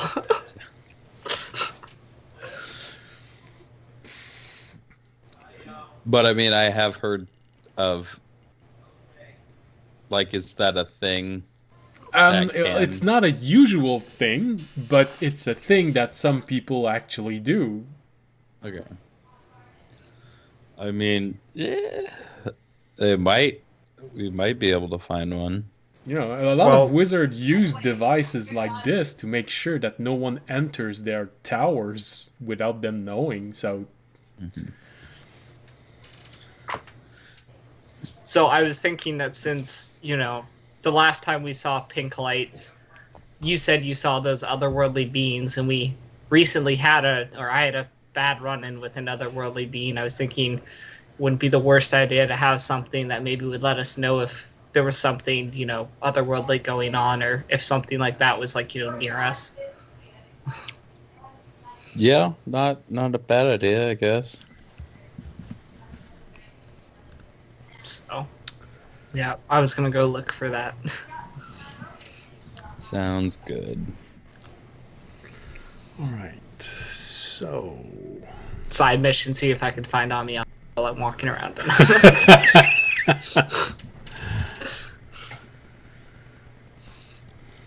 so something that can detect aberration, celestial, elemental, fae, fiend, or undead.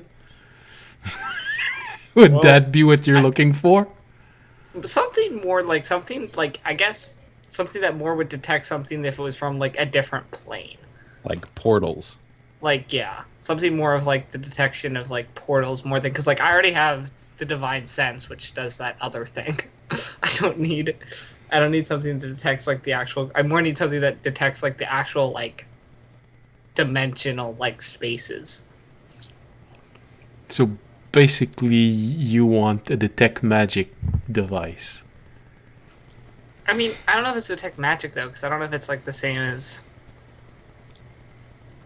I mean, I guess a detect magic might work, but I want something that's, like, I don't have to activate. Like, it's just gonna passively, like, start, like, beeping or something. I mean, I don't know what it would do in this world, but, like, do something to let me know if there was, like, because I don't necessarily care about magic, because I don't want it going off if, like, there's any magic ever nearby. I want it specifically, like, tuned to, like, Yeah. Well, portals basically, or, like, otherworldly. well, you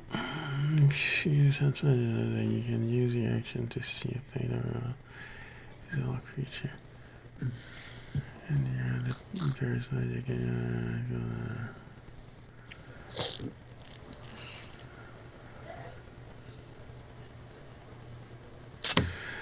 Yeah, I'd say, all right, make an investigation. Can I do it? Yes, you can do it, and you get one of you can helm the investigation, and the other one can help. I'll help your investigation. Okay.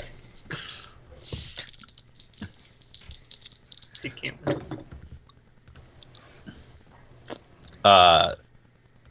23. 23, that's not bad. Thanks for the help. Otherwise, it would have been 10. Welcome. That's what I'm here for. Not to roll intelligence rolls myself, but to give You're advantage. to talk to people when we ask for directions. Okay. Okay. And I'm the one that actually navigates. All right, hold on. That's 2 L's.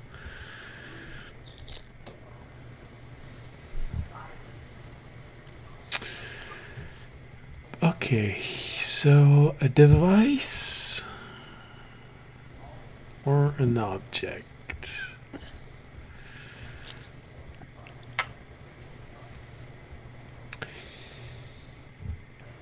Be okay.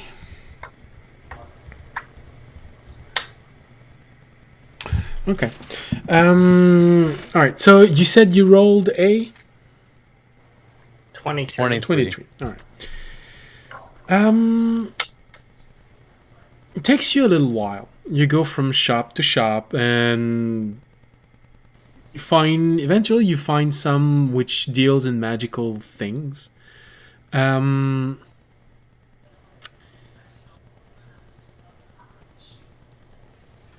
One merchant looks like a half elf.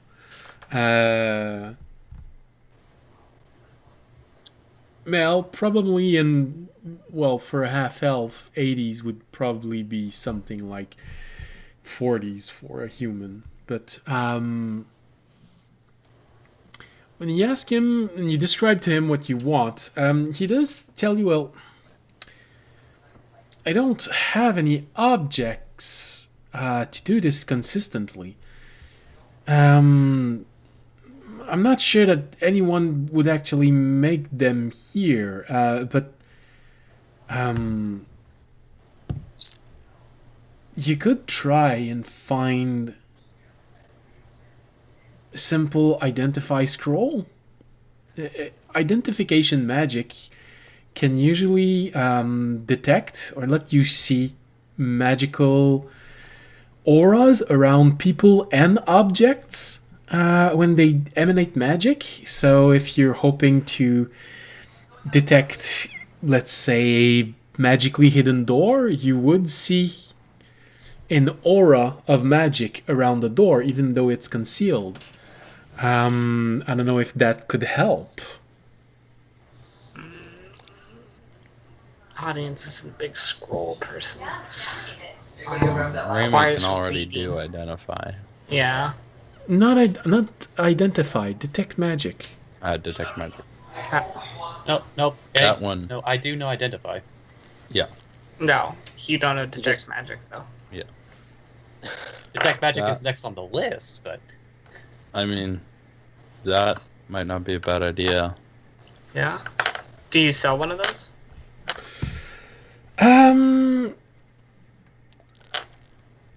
I don't have one now, but if you're still here tomorrow, I think I could get you one. We're not going. Well, I guess we're going to be here tomorrow morning.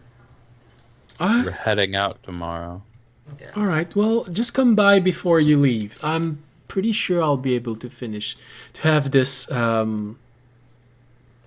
finished by tomorrow. It's a friend of mine owes me a favor, and he's quite versatile in magic. Pretty sure he could have one for me ready by tomorrow morning. Okay. Thank you. We'll definitely stop by tomorrow and check that out. I'll start to walk out and then stop for a second. Oh, side note. Have you seen or heard about a silvered-haired monk lady in the city by any chance? No. Is this something that I should be mindful of? Don't worry about it. Walk out. Okay. Richard just no. Somewhere along that string of shops, could I have pawned off my battle axe somewhere? Oh yeah, that's easy enough to do. Shops for normal objects, especially in a large city, are extremely easy to find. Mhm. So it is a battle. 10 gold.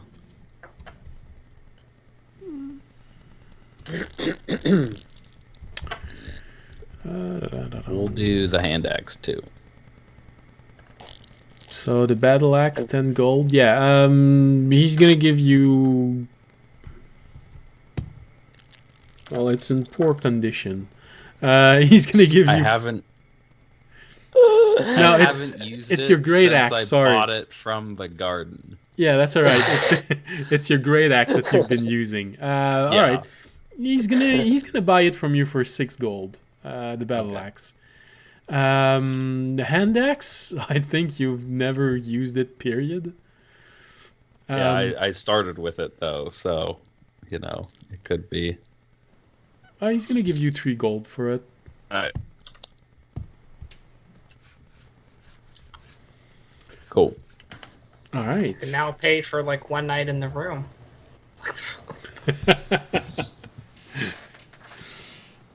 Your axe is worth less than my bottle of wine. Well, it takes longer to make the bottle of wine. That's fair. Yeah. All right. Um, Remy and Tykar, anything you want to do before we get to the evening performance? Fuck's sake. I want to say grace for about an hour and a half. All right. I guess I'd be like, I'd probably stay chilling in the tavern, try to a bit of fraternizing. Fraterniser? I don't know how the word. No, in fraternizing. English. That's good. Fraternizing. Fraternizing. Yeah, just with the people that look the most distinguished of the bunch. All right. For a reason in particular, or just to? I just want to mingle with people that look important. Like, just tell them, hey, by the way, I'm performing tonight. Yeah, like, that's what I thought. hey, what's up? So basically, you're doing your own agent. Yeah, I mean, I don't have anyone that can do myself justice. So. I'm gonna be playing tonight. Be there. You heard that? I'm gonna be playing tonight. See you there. You look nice. Be sure to be there tonight. I just casting suggestion over and over again. Tell all your friends about me. So basically, you maxed out your spell for today, casting suggestions on the most influential people that you can meet. I mean, it's a strat. Oh, yes. Is there a town crier? Well, usually, yes. Well, guess who I'm about to say hi to? What is the save for suggestion? Oh no, it's not suggestion. Okay, I'm just gonna give just a normal some money. Crown of Madness. Oh my god, that's so horrible. Town A criers jagged are crown appears on this. All right. town criers Oh. are sometimes children, you know. All right, so yeah, Shows up, kid. Is your mom hot? Jeez. easy enough to do to find a town crier. All right. Crier, not choir. Yeah, no, I know. Dude. All right. Yeah, I'll tell them like, hey, announce that there will be an amazing performance given by an exotic bird person from the south at the big inn of no name at the end of town.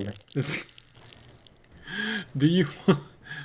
Okay, make a persuasion roll for this, because you're basically asking someone who already has a job to give news to illegally add something to his shouting routine.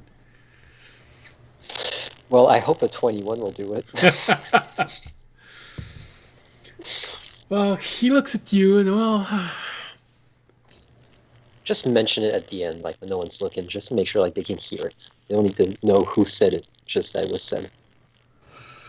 Just so it's a rumor in their head that they can't get rid of. It'll be in the back of their minds all day. It'll be great. Come on. You can't get in trouble for this.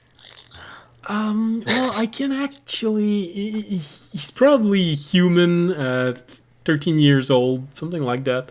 And he's looking at you and, well, I can actually get in trouble with this. So... And you see him do this, and you get the impression that he's copying someone.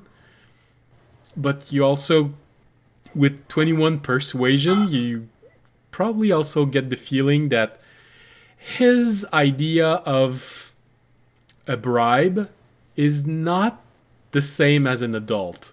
So he's just there, well, I can get into trouble, and, you know, maybe if I could have a compensation, and he just jingles a bit of purse on him, and you sort of like hear 3 coins clinging together in there.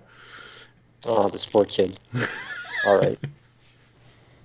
So he's 13 years old. Like, what's a 13-year-old gonna buy in medieval times? So Handy.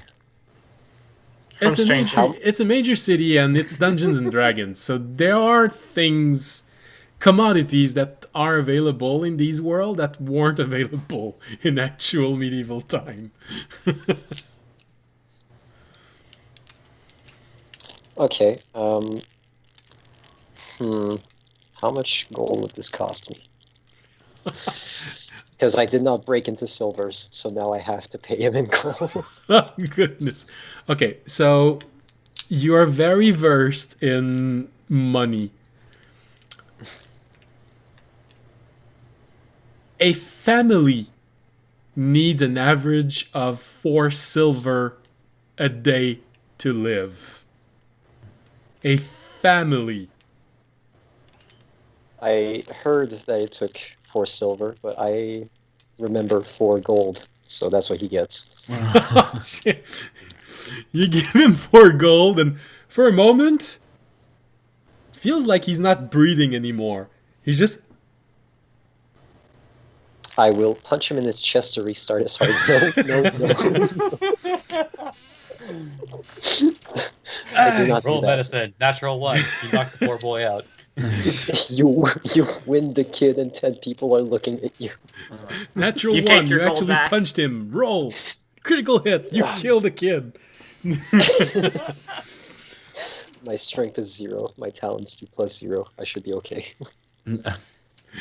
You struck with your talons open. So I just rip his heart out Kali Ma style.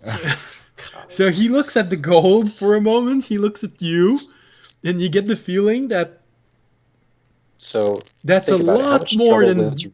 that's a lot more than what he was expecting. I just look at like, so how much trouble do you really think you're gonna get into? Like, you can see that you are very well off right now. There's no trouble. I mean, do you want me to try and steal something from a noble? Hearts and minds. All right, just make sure that they're looking for the big inn and the magnificent bird person who will be performing there that night. Yeah, sure. Don't worry about it. There's gonna be a lot of people in there. And halfway through that sentence, I realized I wasn't doing the accent anymore, so sorry about lack of consistency. That's all right. And yeah, I hope I'll see you there, little boy, if you have time, of course. Yeah. Of course, of All right, course. and I will pull out of my bag a parchment and a quill and give him a nice little autograph and hand it to him. That one, he doesn't react as much as the gold. I'm sure he's just stunned by the awe, luck, and fortune that's befallen him today. Thanks. Yeah, don't worry. There's gonna be people there. I'm gonna make sure of it. All right. I'll ruffle his hair and be on my way. Wait, he's 13. I don't ruffle his hair.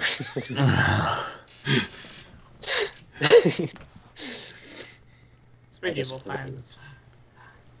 You know, humans are considered adult at 16 in medieval times, so he's almost an adult. He's Yeah, married. wait, hold up. He's How- kids. From what I know of Aarakocra lifespans, how old are you? That's a question you should have asked earlier. And do He's you know about to anything? drop dead 3 days. Let's just remain Is he- vague and say that the kid is older than him. So I thought that was the case. But yeah, maybe now you have a bit of a insight as to why I spend a lot very quickly. So yeah, the evening goes. Remy, anything you'd like to do before the evening comes? Well, I do know that Raimi most certainly would have summoned and basically commanded them to watch their new compatriot all day. Make a stealth roll for Twinkling Bell. Like, oh, actually, forgot to Being bring watched. up their step thing. Give me just a second. Thankfully, it's near the top. Where are we? There we are. All right, yeah, they are proficient in stealth.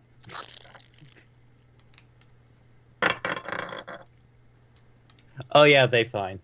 17. 17. All right. Well, the question is, Tykar, are you paying extra attention to someone who might be spying on you while you are doing your popularity campaign? People are looking at me. Great. All right, that answers enough. That answers the question. So, a few moments during the day, you sort of notice that there's a lot. What color is Twinkling Bell again? It's a white. They are a snow Bengal. So Snow like Bengal, they have white fur with like black stripish things like throughout. All right. So because you did because you're not trying to pay attention to weird cats, you do notice that there seems to be more than the average quantity of cats in this town. It's the 5th white cat that you see. Let's roll intelligence. White cats bring luck. Black cat, bad luck, white cat, good luck. So you sort of feel, yeah, the evening's gonna go well. White cats. So, Remy, what you see is Tykar doing a lot of promotion, corrupting youths, and feeling proud of it. Since you are more attuned with the criminal elements, you realize a lot better just how much money he just gave to a 13-year-old boy. 3 gold. That's a lot. 4 gold, yeah, that's a lot. If actually, that would be a moment where it's like he would like probably break vision for a moment, just like stare dumbfoundedly into The camera. the place he was in, just thinking amateur, and then quietly return senses. All right, so Remy, you know now a bit more about Tykar's backbone and the kind of person he is. He will pay youths to get into trouble so long as it gives him publicity. To be fair, he's about to single-handedly feed his family for a very long time. Yeah, I know. All right. Although now he's worried. It's like, wait a minute. What if he tries to use these tricks on audience? I'm actually not that rich compared to audience, I think. I'm not sure how much he has. Randy doesn't know that. All he knows is that you got the most expensive room and you overpaid a young boy on the street to do your promotion. This man flush. For now. All right. So the day goes by and you get to the evening where Tykar, you are expected to give a performance. You notice that there are actually a lot of people in the room. Then you realize you forgot to give a detail to the kid. Adult people. There's a good quantity of teenagers in the room. Let's make it a rave, boys. Alright, I'm gonna have to change the song to appeal to these Zoomers. Hang on. Let me think of a really Zoomer song that would fit for this audience. Although, incidentally, are there any adults in the viewing audience? Oh, yes. They're But with their parents. I should fucking hope they're in the bar. So yeah, of course there are adults, but you get the feeling that most of the adults are probably there because of your effort, Taikar. Not that much because of the kids' effort. But hey, he fulfilled his promise. You can count easily 25 teenagers in the room. Yeah, but big brain. These fans will live longer than adults fans. You see? Well, all of them will outlive you, but that's beside the point. Exactly. My legacy will live on. If I can think of... I'm just gonna go to Google, what the fuck are kids listening to these days? I'm not going to ask you to sing. Like I said, I am not Critical Role. You don't need to sing it. And I don't want to get sued because I'm playing music I shouldn't be playing on my channel.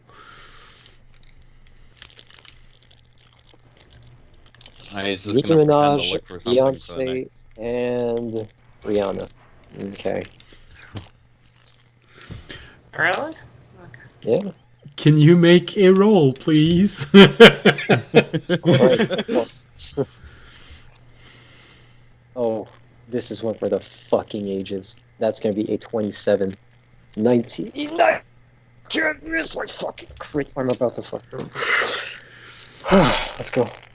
So you scored a I missed natural my crit. 20? No, Okay. I scored a 19. I missed my Oh. crit. That's why I'm mad. You only got a 27. You know, pretty bad performance if you ask me. Yeah. Yeah, I only got a 27. Like, how am I going to impress these kids with only a 27? Like, their only other reference for someone singing or performing is their parents singing lullabies before going to bed. Like, So what else? yeah. So with a 27, it's quite impressive. You play it extremely well. You get everyone moved. You even get some people who are in complete admiration over what you did. Audience, it's Yes. good, but you've heard better. But it's good. It's within the top 10 of what you've heard in your life.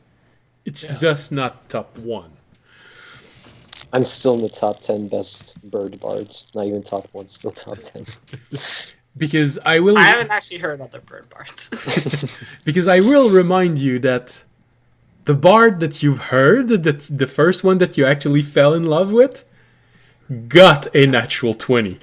Yeah, she was also prettier to look at, and she was singing about me, so that added like plus 50 to it. But you know, But you know, this was a 19 with a total of 27, so it's among the best you've heard, just not the best. Alternative Fisher, he all right. No, he's pretty good at this. This really wasn't what I was thinking we needed, but I mean, okay.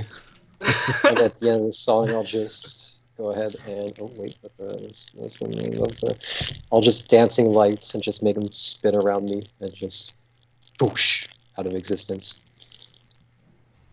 Meanwhile, Raimi gets to work. Oh, jeez. Let me guess. Sleight of hand in the crowd. Yes. And DM, I would like to ask, like, you know, just by virtue of the sheer, you know, magnificence of this performance, like, how distracted are these people? I'd say they're distracted enough to give you advantage on your stealth and sleight of hand check. Like, From those on the are- stage, do I notice those are the words that rogues like to hear. All right, so rolling the stealth first, but it's not going to get much better than that. All right, so the stealth is a 24. So, Taikar, it's it's not outside of the realm of possibilities that you would be paying close attention to how your audience is reacting because you want to make sure that they're entertained. So I would allow you to make a perception roll. But to notice Raimi, you're going to have to beat him. I literally can't outside of a natural 20. Well, you never know. With a natural 20. Well, like, come on, you didn't get the 20 on the performance, but maybe you get the perception. I don't think a 15 will spot him. No. But So you don't notice him at all. And most people... Actually, Remy, you're pretty sure no one notices you. Just moving about, getting your hands in some pouches, and make your sleight of hand roll now. See, there's... Well, that's If pretty only good. there weren't a bunch of kids in this audience. Oh, yeah. He's gonna get some cool rocks. And then that's going to be a 25. 25. Good lord. Oh, wow. Hey, to be fair, I got advantage. Oh, yeah, I know. So, for the evening, I'd say... Alright. We're gonna start with Tykar. There are a little bit of change that does come your way, because even though you're playing 40 in, some people will actually throw a few pieces at you. It's not the most fruitful night you've ever had, but then again, you're in the largest room and you just got a... They all don't have their money. yes, I was gonna add, I will, after my performance, I cast Enthralling Performance.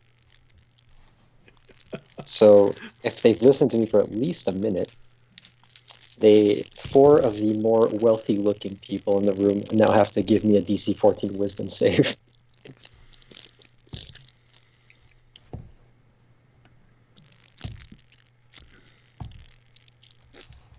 None of them rolled above 10. I'm just gonna call out to the crowd like, come on, we're not entertained? Do you want me to starve tomorrow? I'm doing this for you. Come on, please, do this for me.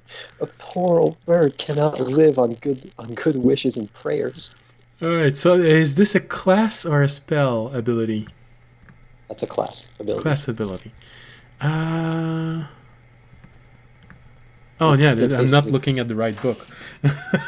That's why I couldn't find it. It charms up to 4 people.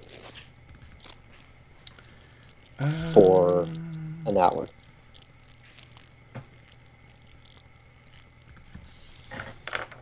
It doesn't say that they notice they've been charmed once the effect wears off. Okay. Unlike friends and stuff like that.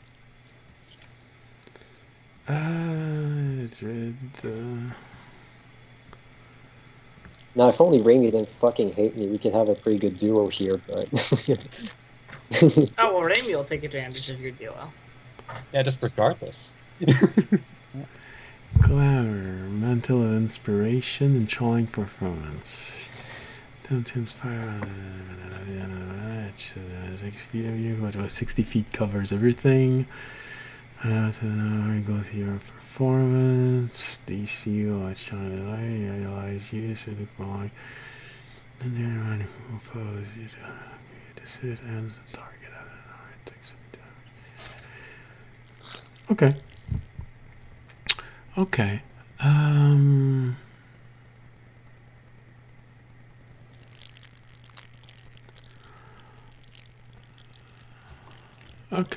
Oh, if you say idolize, then all right. I mean, all right. So, well, in that case, I'm gonna double that value. So, for your performance, the change that get thrown, you find in front of you 4 gold, 11 silver, and Oddly enough, 11 copper also. And 2 gems. Ooh. And 11 copper, you said? Yes. And 2 gems. 2 gems, of which you do not know the value. They don't look like extremely precious gems, but, you know, they probably fetch a good price when you sell them. Remy. Sorry. You spend the evening pickpocketing people. So, at the end of the evening, you have accumulated a total of 20 golds.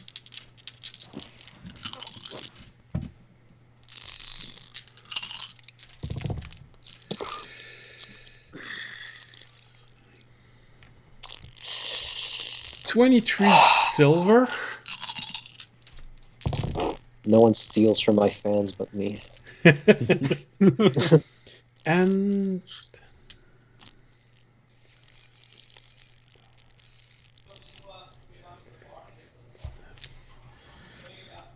61 copper. You found 5 gems. A bundle of unidentified herbs.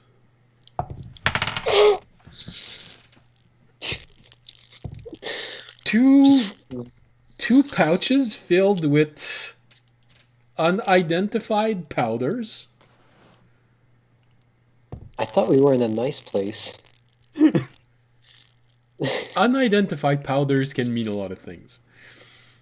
And oddly enough, you didn't notice at the moment that you were actually pickpocketing a noble woman.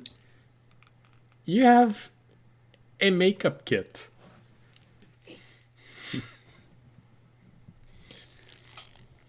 The pouch was just so easy to dislodge. You didn't quite care what was in it. It's almost just fell into your hand when you touched it, and ooh, that's big. You pocketed it. When you look at it later on, you realize it is the equivalent of a disguise kit. You know, things you bring to a bar.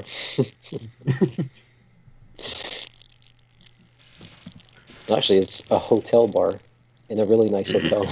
From what you can tell, one of the unidentified pouch does give off a smell, so it's most likely spices, but you don't know enough about spices to know if it's exotic spices or not.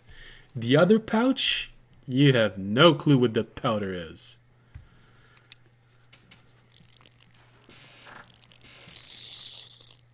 Yeah, I just want you to imagine, just like, you know, like, it's like, I almost want to imagine this is kind of like a Phineas and Ferb situation. So it's like, at some point, someone's just like, "Where's Raimi?"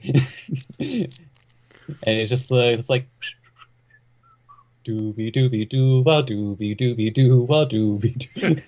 Da, da, da, da.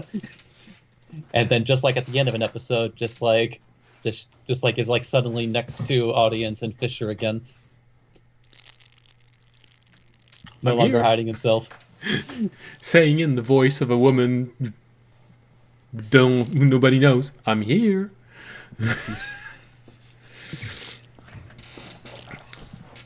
All right. Ah, there you are, baby. And of course, Didn't even notice it was gone. with a roll like that, none of you noticed it. Just, well, he's good, that's good. I wonder how Remy likes it. He's small, he's probably just went to get something to drink. It's good.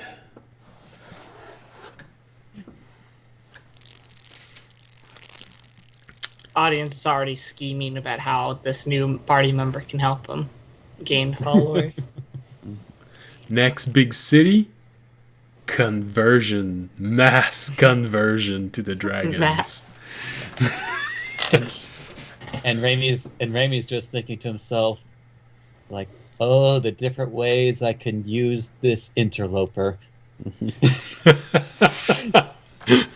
Man, this group is falling really low. You better hope I don't do my classic trick of when I wrestle, I just pull out a random member of the audience to come wrestle with me during a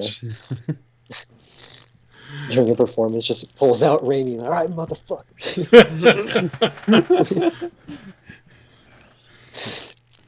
Gets this shit pushed in by accident. Whoops. Sorry, buddy. Bloodlust. Probably should not point to me. Just gonna tell you now. I don't think I could pull you into the ring. Don't worry about it. All right. So, the evening of performance and thievery ends like this. Taikar, you did manage to make an interesting amount of money. You know, it's for a single performance, which probably lasted something like an hour and a half. It's not a bad loot. All right. Remy, for an hour and a half of pickpocketing, noble people, it's not a bad loot.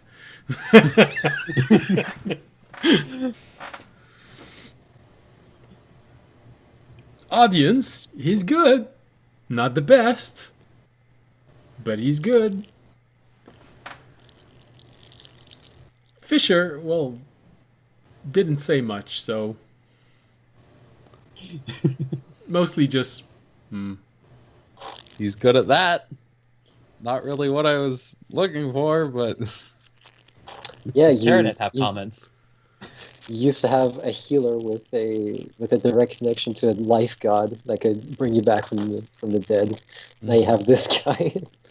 So as you ponder on this during the night and you just keep repeating to yourself, it's not what I asked, it's not what I asked. You hear Terranad say, well, actually, you only asked for someone who wasn't a dead weight. You didn't give any more precision beyond that. yeah, I need to be more clear about things. If you ever get a wish, don't make it. You make it exactly what you asked for. Yeah. During the night, also, I'm gonna try and meditate and see if I can go back to the room.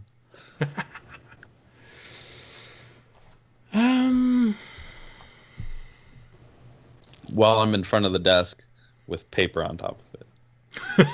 Specifically, I'm trying to go back and look at those schematic drawings and then wake up and jot down whatever I can remember. Okay. In that case, I will ask you to make an intelligence roll.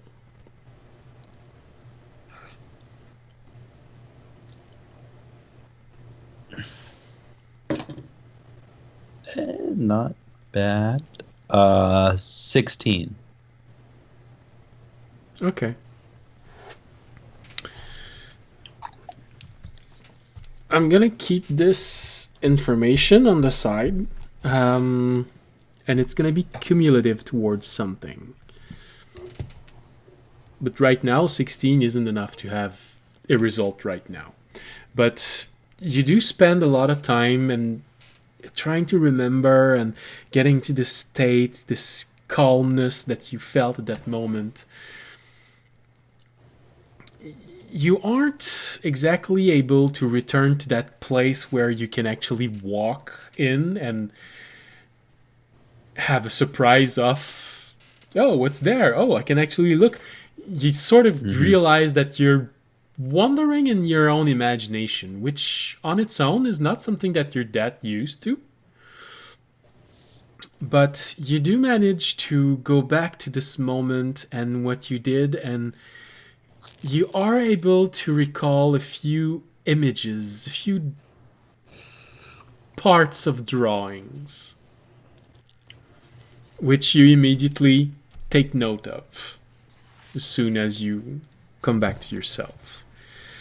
So that's a bit more of a normal meditation than the odd meditation that you got the first time. Mm-hmm. But like I said, it's a number that I take into account. It's going to be cumulative toward a goal.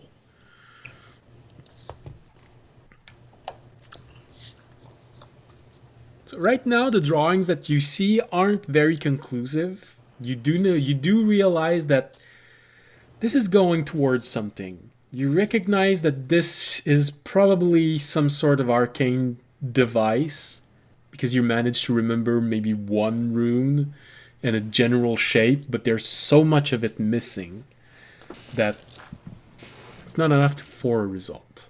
But eventually, you might get there. Yeah, no, he knows it's going to take a while. All right. All right. Anyone else wants to do something during their night?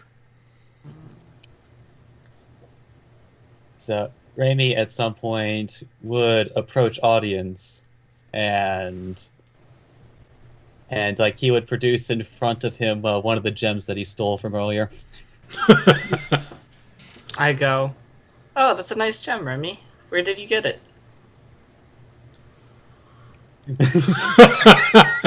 He just takes your hand and puts the gem in your hand and says in your voice, for the dragon. Oh, thank you. Thank you very much, Remy. I will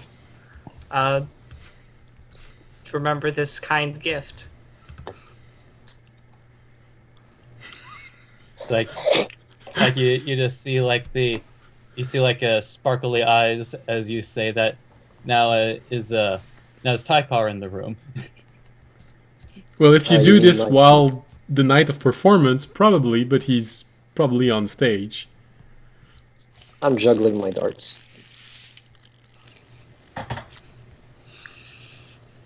Oh yeah.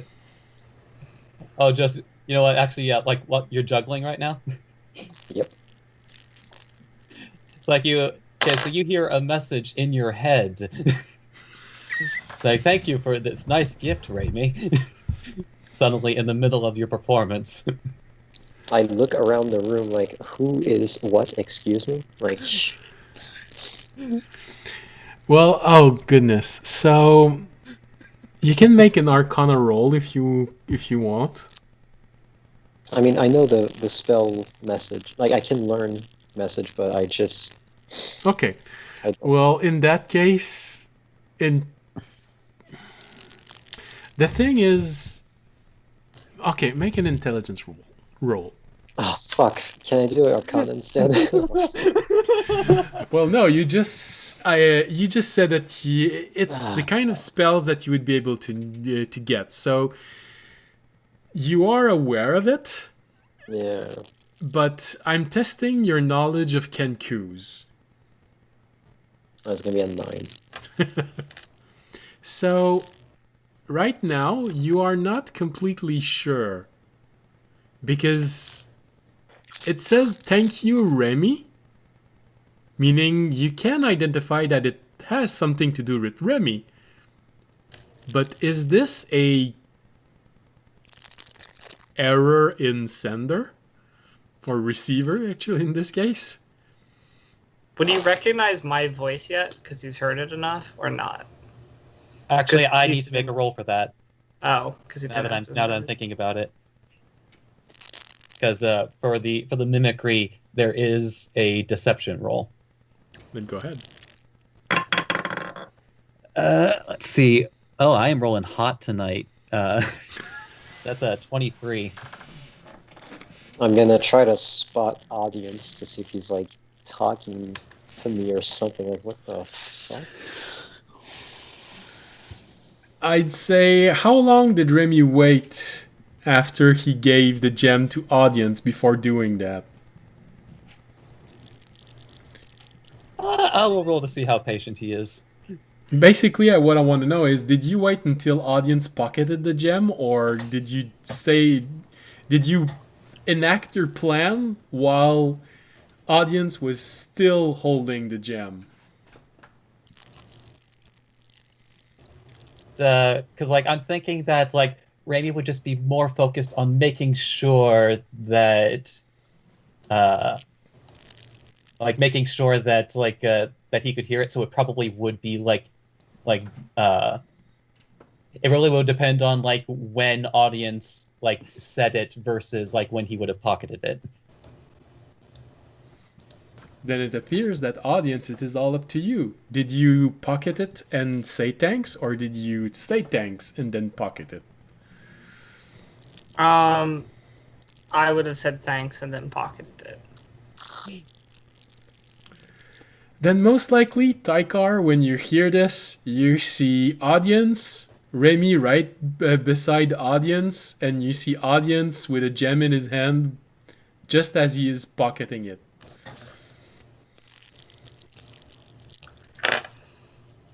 Okay. Why would he be thinking... Oh, I'll just keep juggling.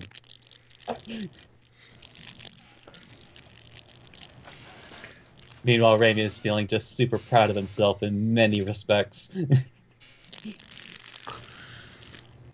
He is marking his territory. The funny thing is, because of you said for the dragon with the gem, you actually don't know how literal that is, since my dragon literally asked me to get gems for it. For the small dragon. Yeah, that's like a literal statement. All And right. with that, like Raymond would give you a small hug and then go up to his room for the evening. All right. Well, you get a small hug from Remy, and you see him leave. He's apparently in a lot better mood than he was earlier today. I'll shrug, I'll say, I guess he's feeling better. Remind myself not to mention flight around him again. All right. Seems to be a sensitive topic. So, Tykar, you finish unwinding your performance by a few feats of agilities and showing off. The evening slowly comes to an end. And is there anything you would like to do before going to sleep, or are we good to just skip to the next day? I mean, I will dispel the charm that's affecting people. Okay. I just need to do that because I mean, it automatically drops off anyway, so. after an hour, yeah, but I want to dispel it right away. Just because everyone's starting to So go they back. leave you alone. Not exactly. So Everywhere once you the charm go, is- you notice that there's a throng of kids. No.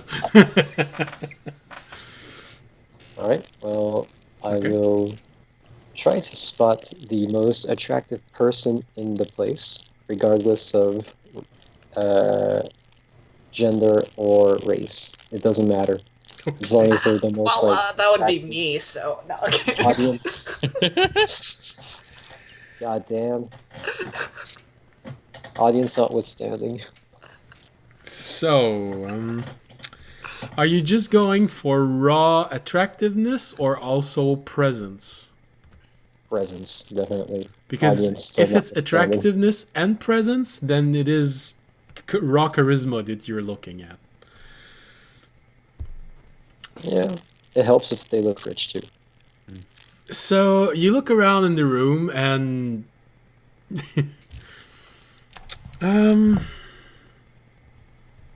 okay. Most of the room isn't that attractive, you know, it's Ouch. common people and Damn. Common people aren't attractive? Harsh. for a bard, I You're mean. You're ugly. You heard it here, folks. If you're not rich, you're not worth looking at. For a bard. So you look at everyone in the room, and most of them aren't that attractive. However, you do see a few one that distinguish themselves. Yes, audience is among those that distinguishes themselves. He has a presence, being a paladin, and he is very friendly to a lot of people, but he is not the one with the most presence in the room. Okay. So, is this small group of not audience together? Like, are they friends hanging out? Like, are they together? Like, No, actually, fuck. no, you can't get everyone in a single group and just leave with them and with arms locked. You do notice this one person. Sorry. A bard with a monk with silver hair. I tell you right now, that wouldn't go well for you. She hates bards. But I would be amused by it. Oh goodness, she would eat you and spit you out. So I guess we're using charm again. sorry. No, nothing. So there's this. Oh, that's an interesting thing to decide. So we have this one person. Okay. It's a half elf. You have no clue if it's a woman or a man.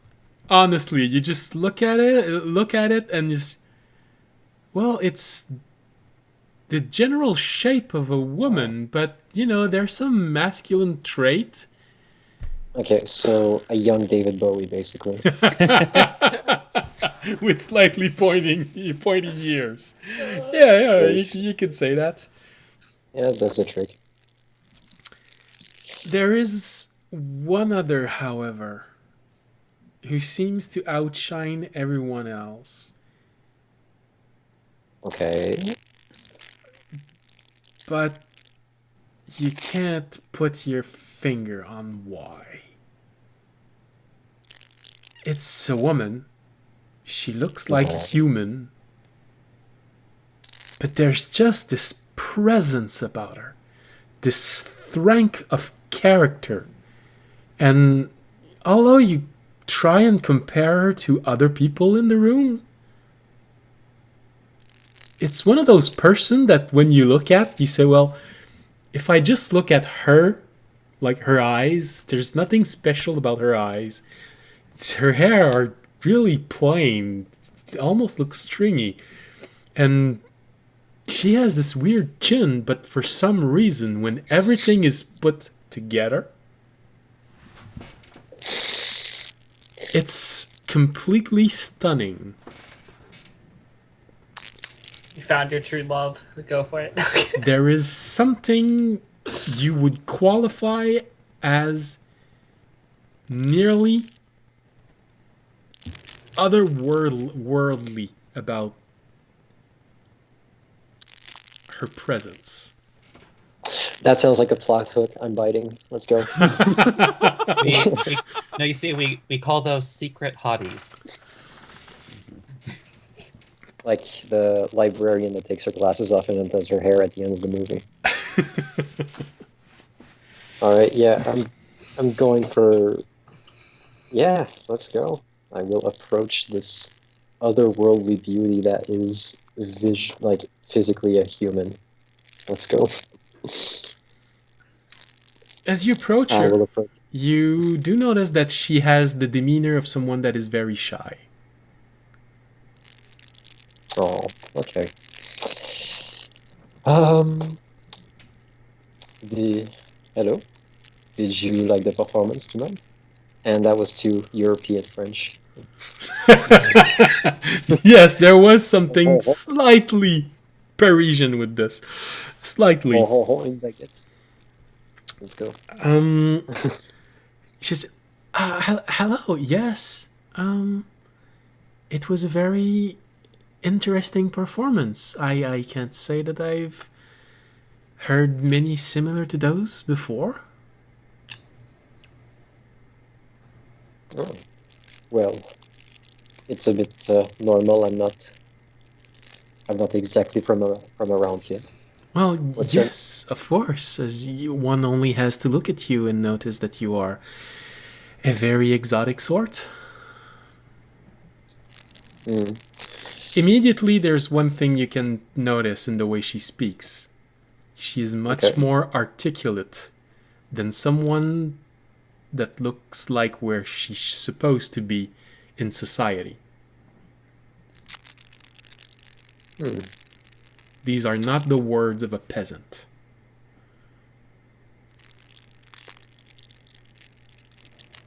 Oh, okay. Uh, well, you seem like a very well-learned person. I try my best. You must have many interesting things to talk about, being so knowledgeable. Well, it comes with time and traveling. I do a lot of traveling myself. How would you like to regale me with those tales in my room? I have an exquisite. Did I learn what kind of wine it was? You just know that it is a very fine wine. I have wine almost as fine as yourself waiting for me in my room. If you should want to accompany me, Make a the party doesn't have to end because the show is over. make a persuasion roll. Oh, 27. You're coming with me. Wow, Strange choice of words there. Yeah, that's a great. that was interesting. I came out so much worse than it should have. Holy Yeah, shit. dude. I mean, arguably, even in the other context, it's pretty bad. Yep. Oof. Like, there's no salvaging that phrase. Ah. I rolled high. Let me be happy. Oh yes, you definitely rolled high. You did everything that your book says is a near perfect presentation.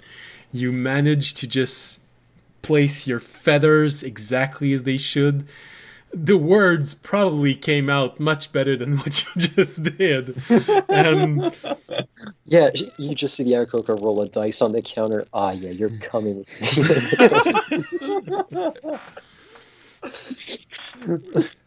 She just looks at you like, why do you carry around a polyhedral piece of plastic? Don't worry about it. Don't worry about it. It's an adventure thing. She looks at you and says, although this is a very, very interesting proposal, I would much rather remain here with all of these fine people, enjoying a very interesting and pleasant evening. Very well. I don't pry. That Enjoy is your- not the answer that you're used to getting for such a performance. Do I have to roll something to hold in my pride?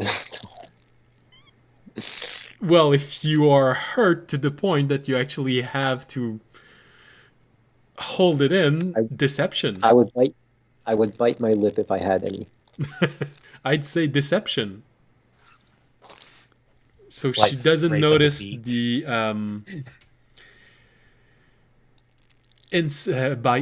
by insight what you're trying to hide. 15?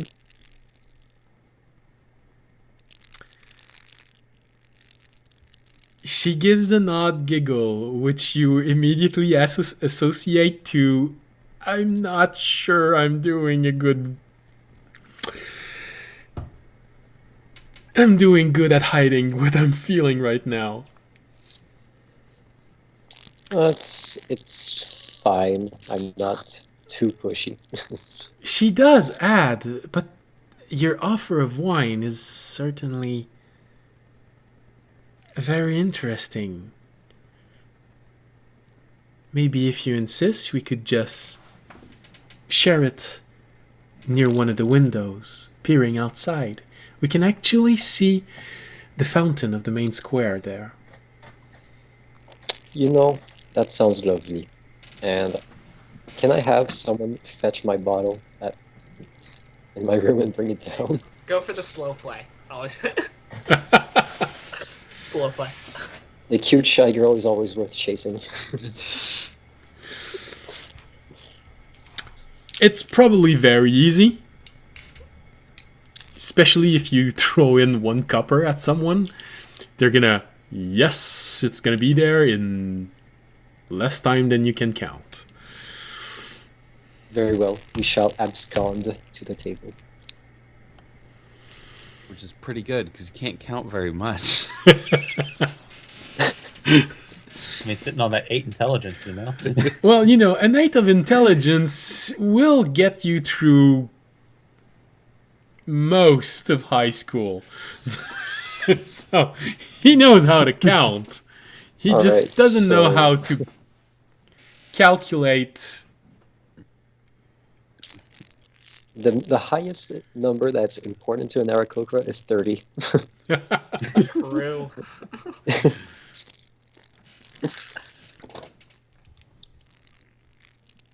It's like, just remember, 30 rotations and it's over.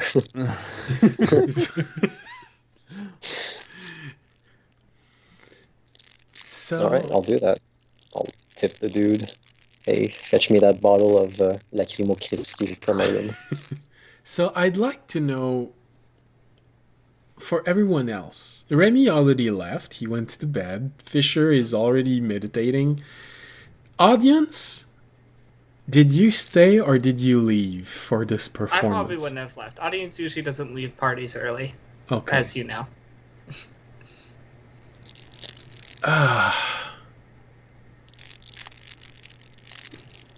Make. I let the man do his thing, though. Oh, yes. Until you smite someone with a chair. I want to intervene with his complaints.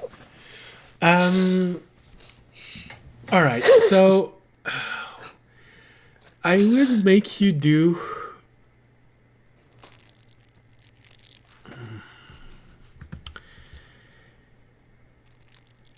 No, that would be Arcana roll with advantage because of story element.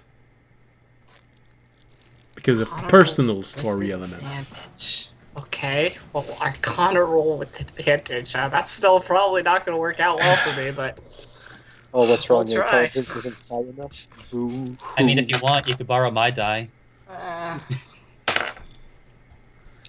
Well, the advantage was good because it got me out of the nat 1, which would have been 0. I got a 12, which honestly I'll take for audience. It's Okay. not too bad. There is. You watch at everything, and you watch people talking, and you watch Taikar making his way toward this woman who looks oddly plain, but has this presence that is weird, unnatural almost. Mm-hmm. There's something familiar with that Oh boy. feeling of presence, but just familiar. Okay. I'd walk over.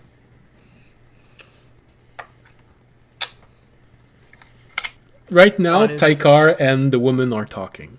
Oh, it's the same. Oh, okay. Yeah, you notice that oh, he's okay. just started talking to this woman, but this presence that she has It's familiar. has an element of familiarity to you, but just familiarity. It's not, oh, I know this Okay. exactly well. It's there's.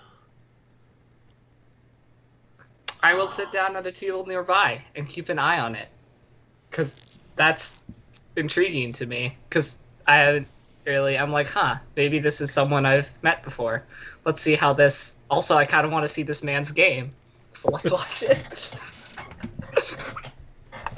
Like, listen, if he's gonna be a party member, I need to know. I need to know if this man can be my wingman or not. Okay, like, I need to know how he rolls. Wingman. Wingman. Pun unintended. All right, so Tykar, how do you go about talking to this woman? You have managed to get the bottle of wine, and she is oddly extremely well versed in etiquette. I will pull her chair for her once we arrive at the table.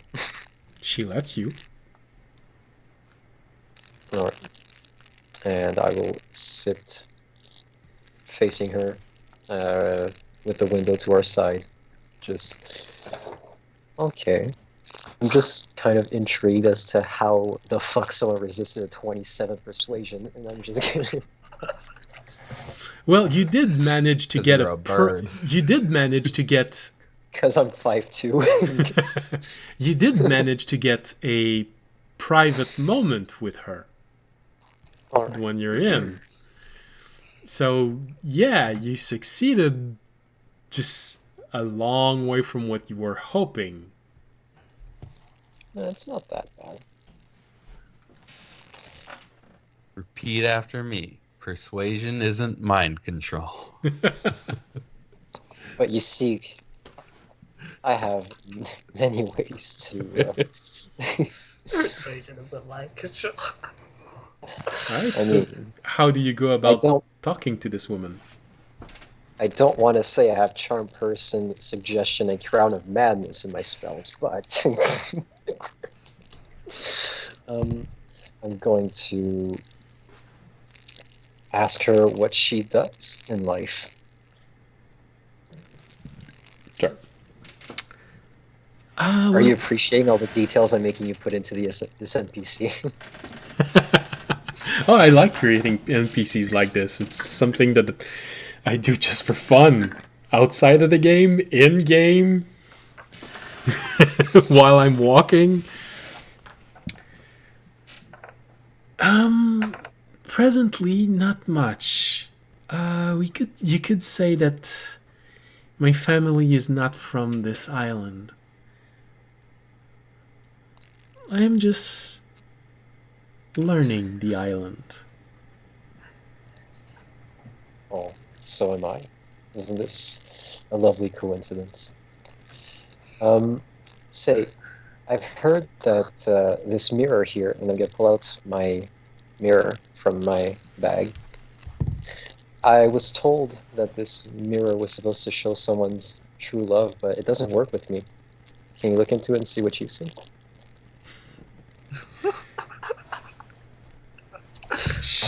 She takes the mirror and looks at the mirror. You see her smile.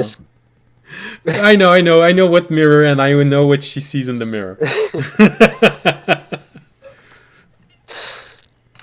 She gives a smile, and how closely are you paying attention to what she's doing?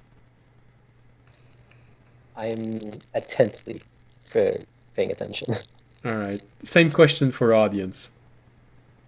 Oh, audience is just. I mean, like, to her specifically, I'd say he's kind of going back and forth. He's just watching the conversation. He's like, all right, what's the man's next play? Okay, let me write that one down. Not bad. Like it.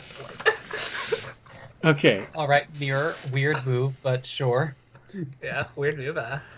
It's the wings. So, Tykar, make a insight roll. Same for you, audience. All right. Let's see if I can get above 12. Or no, wait, I rolled 13. Never mind. Let's see if I can get above 15 today. Ooh, I am very entranced and not very attentive. That's a 6. I am also very entranced and not very attentive. That's a 6. She takes the mirror, and you see her give it a little small smile, and takes the mirror from the back and get it closer. She looks at you and says, "That is a very interesting trick."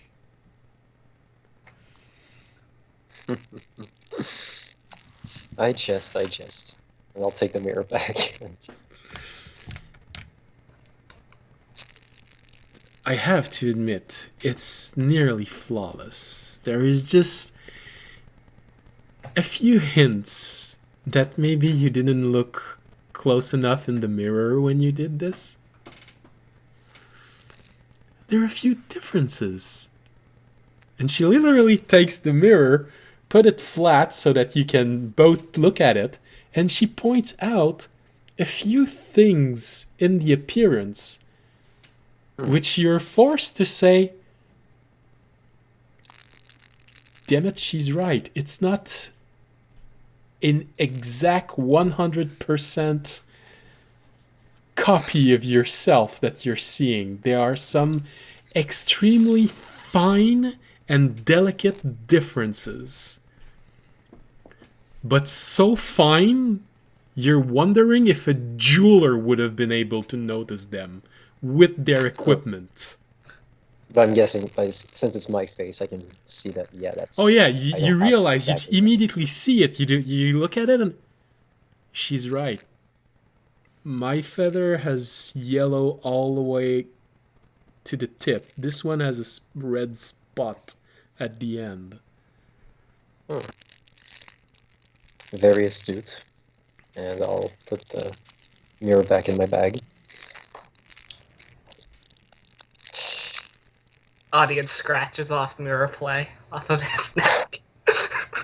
Well, you can try it with your mirror, but I don't think it would work quite as well. No, I scratch it off. I say it doesn't work. From your point of view, it's not bad. He managed to amuse her with the mirror. True. All right, I won't scratch it off yet. Like mirror play, maybe. Mirror play. Mirror play only works if you are Thykar. I don't know that. I didn't look in the mirror. I mean, borrow Raimi's disguise kit, maybe you can look a bit like me, I don't know. I was gonna take a random mirror one time and just hand it to a girl. She'd be like, I don't know what's happening, but we're gonna She try does, it. however, continue by saying, "Did you make this yourself, or did you find it?" It was given to me. Well, given is a weird word. It was given to me by me, in a way. It was... It's the weirdest thing to explain. I couldn't really put it into words. Strange thing for a bard, right? Indeed. That is extremely interesting. Are you accustomed to coming into contact with such unique objects? Unique. Well, I am aware... Well, I have handled magical objects before. I use one fairly regularly. But something like this, no. This is the first time I've seen it. Nothing quite this intricate either. Well, it is an extremely interesting object. I am very surprised to find something of this making, this exquisite making, simply by having talked to someone that I met tonight. Usually, you don't get to see something this exotic so easily. I'm exotic by nature, what can I say? That is true. You definitely have colors of many origins.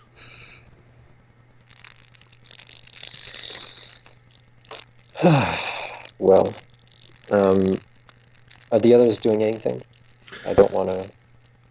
Well, if you want to do something else. Remy, Fisher? Not still doing... Still trying to conjure up the meditating images stuff. of... Alright. Remy, you went to bed. Maybe you'd like to do something... I would say I guess while he's up, even though he isn't quite sure of their value, he's gonna stack it up to the other gems that he's collected to see if there's any similarities. Some, in the sense that you get the feeling that they're not extremely expensive gem. You're not gonna find one that's 100 gold in it. It's probably gems within the range of 10 to 50 gold. So pretty much it's closer to some of the gems that he owns. Yeah. But then other than that, though, just feeling very content about making his statement. It's he does his nightly ritual of lighting his lantern and curling up for the evening. All right. Everything goes smoothly for you. You can easily put energy in your lantern, half close the shutter, and snuggle with your cat.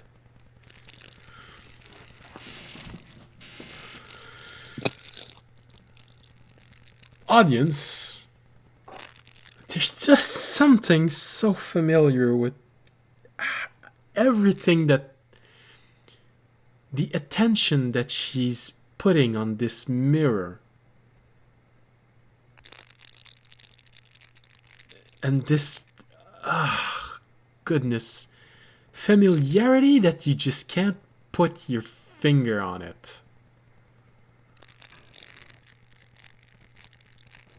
Audience doesn't have a lot of options. He's not gonna go over and mess up a man's play, so he's just gonna hang out and to see if he can figure out it out by just watching.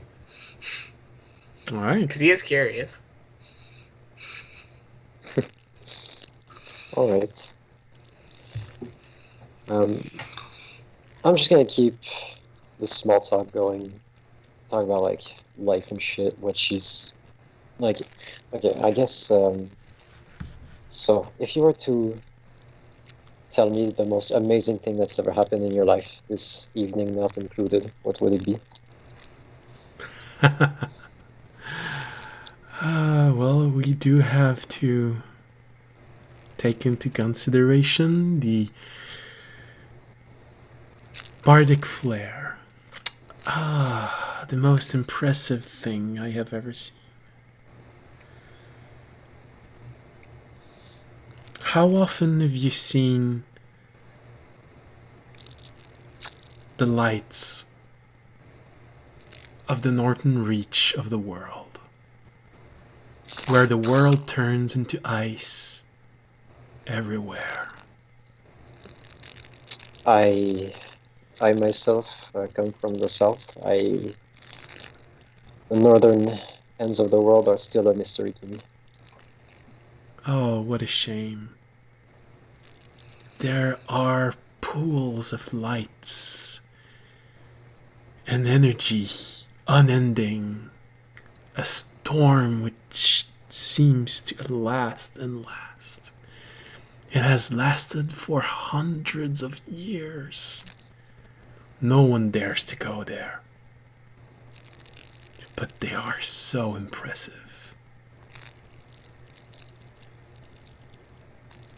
Wow. Okay, that does sound amazing. Perhaps one day we shall see these lights together. You should show me. It sounds amazing. Inga dinga durgan. I don't know what I'm saying. Now she is bewildering you. Got you flustered out there, Chip. Audience, this is very interesting foreplay. She managed to turn this around. She is seducing the bard. Well, I mean, that's a good thing, no? Maybe. Who says Audience, boys don't want to be I seduced? get it. I get it. He likes it when she takes charge. No, audience is more like, oh, she got some game too. All right. I'm too short to be on top. Sniff, sniff, I'm too short. I'm like, let's see how he handles this turn of tables. This is all just entertainment, audience, but also he's trying to figure out who this person is because it's bothering him. Like,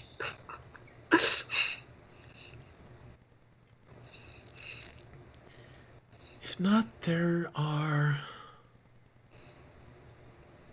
You say you come from the south. Yes. It's been a very long time. I did use the portals of Kohornathil long ago. I did visit the southern half of the world. I remember seeing the lava pools of the Tiefling city. They do try to make this a very impressive sight by mixing the gold of the earth and the sky, making simple pool of water look like the blood of the earth.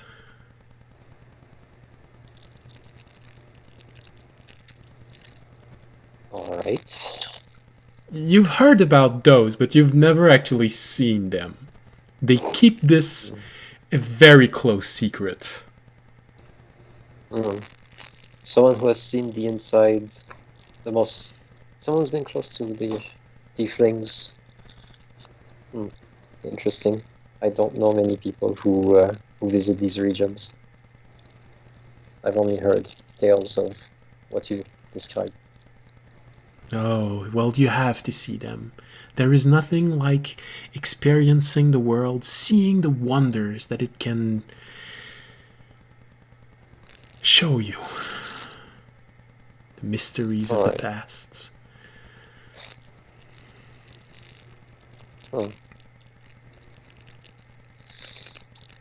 Well, I'll smile at her and nod.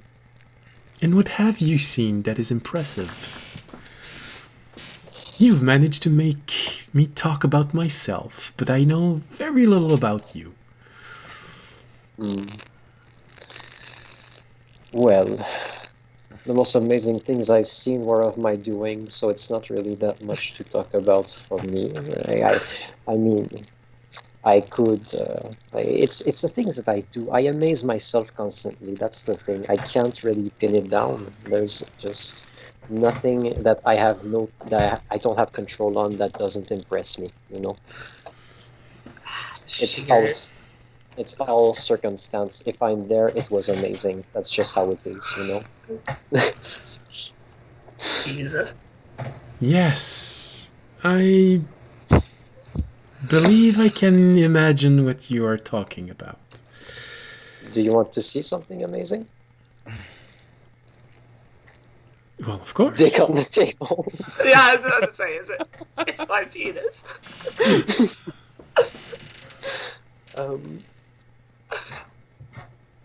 Is there a... I don't think I'm allowed to shoot my crossbow in here.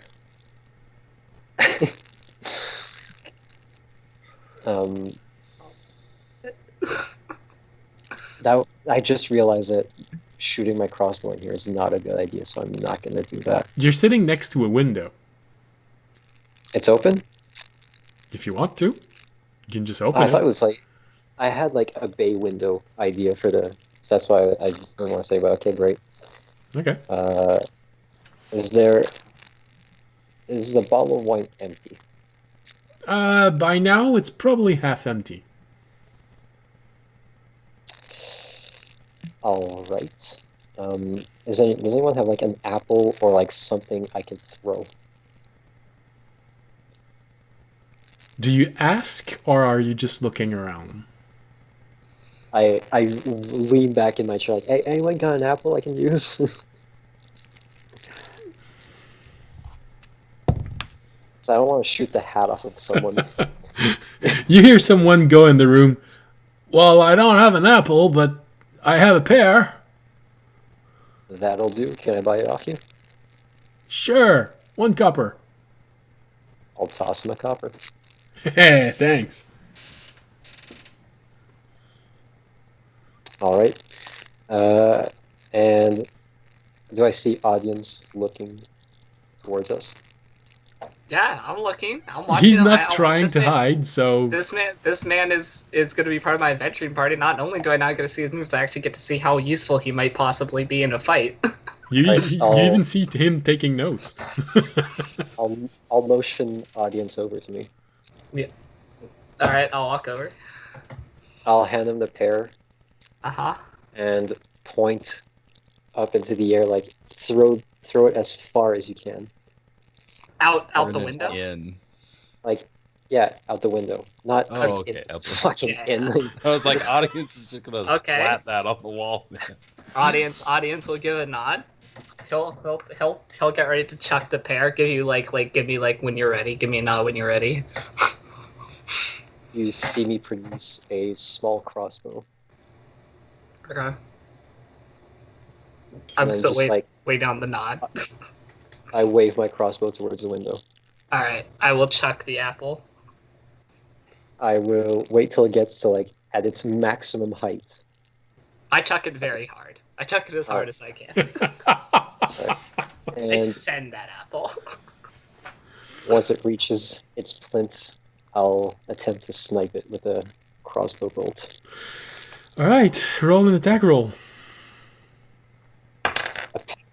For anyone who wanted to know, since I think it'd be athletics, I rolled an unnatural 20. Okay. throwing an apple. So yeah, you see the bear go. All right, one arm behind my back, other arm pointed upwards with the crossbow. And what AC does a pear have? Low. It's more because it's a small thing that it can't dodge something in midair. Alright. But I'd say because of how fast it's going away, it's 15. 15. Yeah. Well, that's gonna be a 25, my G. My G just came out on its own. I'm just that psyched. Can we also see the pear? How dark is it right now? Oh, dark. Just a blotch facing the moon. That just splatters into nothing.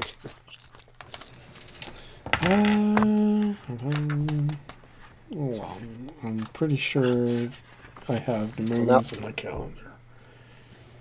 Audience will be able to attest to my actual usefulness. To your I will. awesomeness. Well, to your usefulness, I'd be like, he can shoot. I have an entire bar that can attest to my awesomeness, so that's fine. So it's not hard to see outside because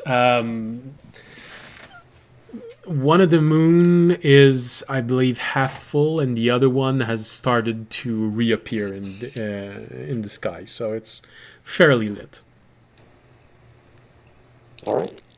Well, I rolled a 25 to explode that pear. All right. So you see the bolt just go and Fruit salad. Yum, yum. You then hear a yelp from a dark alley. No. you hear a kid say, "Wow, I get to eat tonight." So I hope I don't kill someone when that comes back down. That's what I was saying. is that a bat? So you Man, hear why is that bolt getting bigger? you hear go. That's very impressive. I know. Thank you.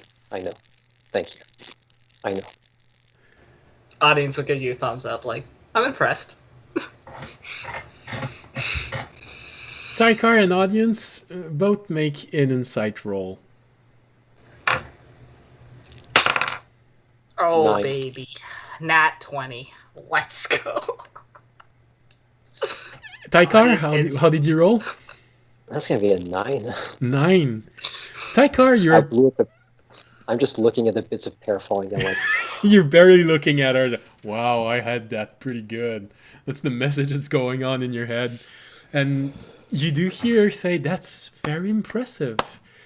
Audience, because of your role, you immediately notice she's playing impressed. Alright. Completely playing impressed. There is quite literally nothing about this feat she actually feels is impressive. You know what? I'm not gonna spoil it for him. If he wants to keep going, I thought it was impressive. Fuck it, I'm going back to my You know what? room. Actually, you know what? I'll look at her. I'll look at her just to let her know that I'm on to her, because I feel like if she's aware of this, she'll be aware of what I say. And I'll say, you know what? I actually didn't think it was that bad. I thought it was a pretty good shot. I'll get you. Because of I also just imagine just like quietly telling himself he's gonna throw away the throw away the notes he was taking. Just like, nope. because of, that was a good shot.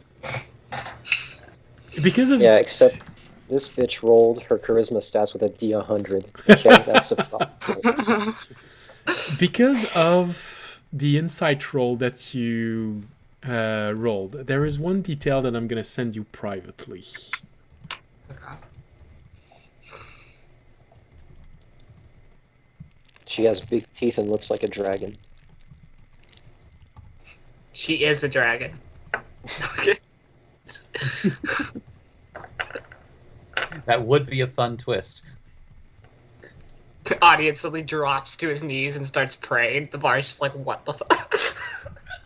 I'm gonna get upset because like, no, she's mine, buddy. It's like, look, I'm used to men dropping their knees to worship me, but this is a little extreme.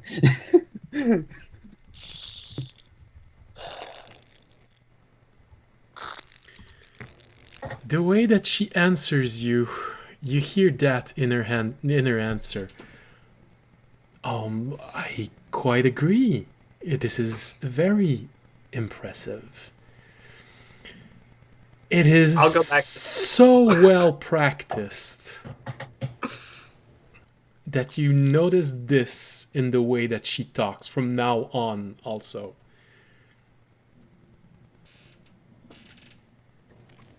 Well, I know she doesn't want to go back with me, so I'll just be like, alright. Well, it is getting late, and I really must rest if we are to leave tomorrow. You see, very, very busy. Adventurer's life. Must do amazing things every day. It's not easy, but, it's who I must be. It's who I was destined to be. Perhaps we shall meet again. Perhaps. I have a feeling destiny has made sure that I was in. And she looks at you, audience, when she says that. Both your paths. I am sure we will see each other again. And she looks back at you when she says that. Audience, well, she does this to both of you. Taikar, she just bends over, gives you a gentle kiss on the cheek, and says, "That was a very interesting evening. I am not that hard to find. I will be here for quite a while. Maybe we'll see each other again." Audience, she does the same thing. She turns to you and gives you a gentle kiss on the cheek. And Fucking what?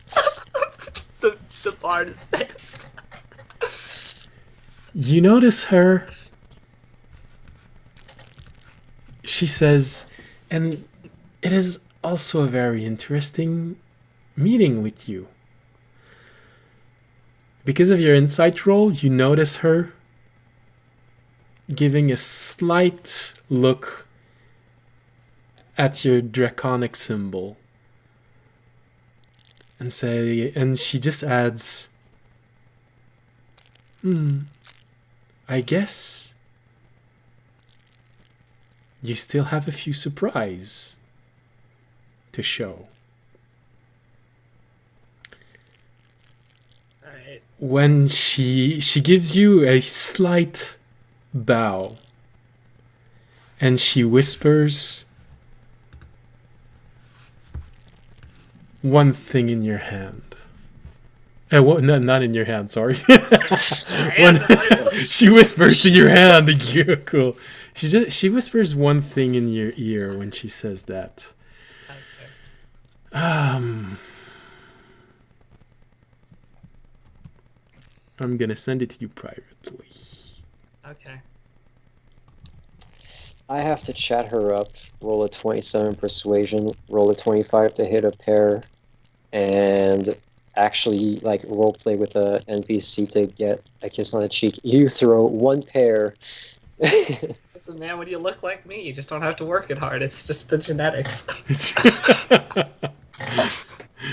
Remember that piece of metal you can't remove from your arm. Hold on. I want to make sure that what I write can be read, because I am not the best at spelling. I mean, he already made it clear earlier in the day that many people go out of their way to get close to him. Yeah. I just need a reflective surface. There was no other motive to get I feel close like to you're audience. actually going to be annoyed with me for that, though. Like, your dead ass is going to look at me like, what the fuck?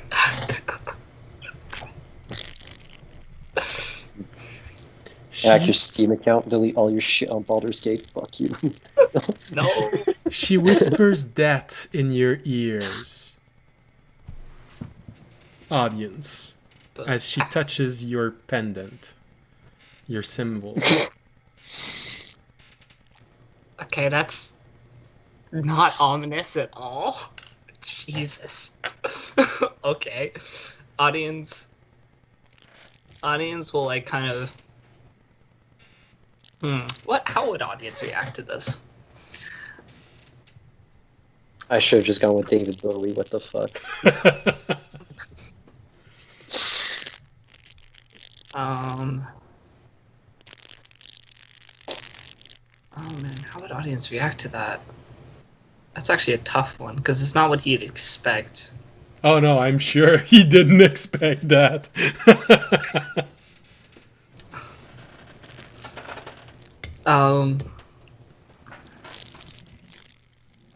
And I'm pretty Audience sure would probably, honestly, I'd probably just at the moment just say, I'll keep my eye out.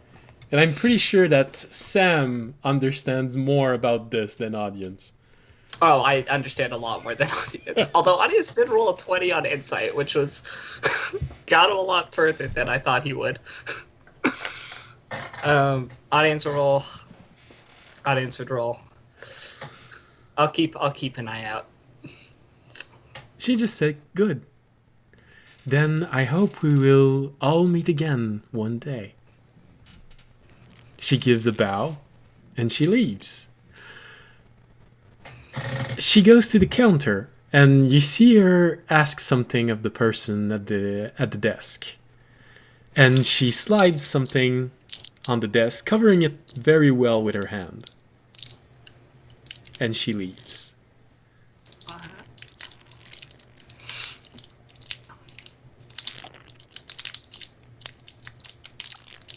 I'll turn back to the bard. There'll be an uncomfortable silence. Is David Bowie still in the bar? Probably. Actually, no. You know what? I'll go to him. I'll be like, I'll turn back to him, and I'll be like, listen, it was a nice shot. I just think that I think some women you just don't have a chance with immediately. These bitches be trifling. She wasn't. I'll say she wasn't all that she seemed. All right. I'm gonna grab my bottle of wine and walk up to David Bowie and try the exact same trick. Well, just make a all right. So just make a general charisma roll. See how this goes. We're not gonna go through the entire thing again. Otherwise, the stream Alright. will last 2 hours more. 18. 18. Well, this person is a little bit more common than the one that you just met, and you easily manage to fascinate him. Listens to you very intently. He still has all of this impressive performance that you had. You did notice that he noticed that he's your second choice, but other than that, it feels like it's going well for whatever you want to do. Alright. Well, and the goal is bringing back the room, so whatever it takes to do that, I guess. I don't want to drag it on too much. No, that's all right. Well, with a 15, with someone that is That was an 18. 18, with someone that is much more normal than the person you just met, it's enough. Most people will follow someone, especially a bard, wherever they want with a 15. Alright. Well, grab him by the hand, try and make my way back into the room. As I start leaving, it's like, alright, good night, Caravel. See you soon. No autographs. When you get to your room, you do notice there's one thing that you didn't expect. There's a second bottle of wine.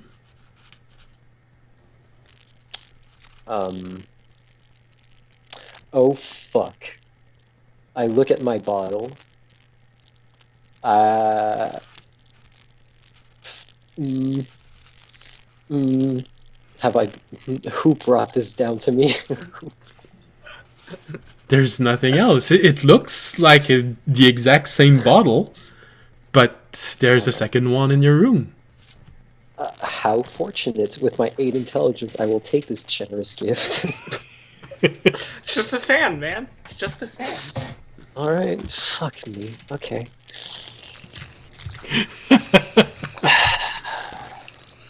Well, you missed a few details.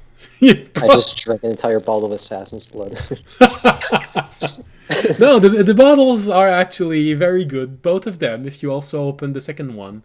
And they are more than enough to make the evening a lot more merrier than what happened down below. Alright, fine. I'll do it. Great, thanks. I am maybe stressed for no reason, but that is suspicious as all shit, so... Well, in the morning... Well, You're muted, Andre. you can run down, leave your date there and ask who brought this, or you can wait in the morning and go ask it. But if you wait until morning, you're gonna know next episode. I guess I'll know next episode then. Because I'm about to go on a space odyssey. Let's go. All right. Well, we're gonna end this episode here. Intriguing NPC that you made me brought into this campaign.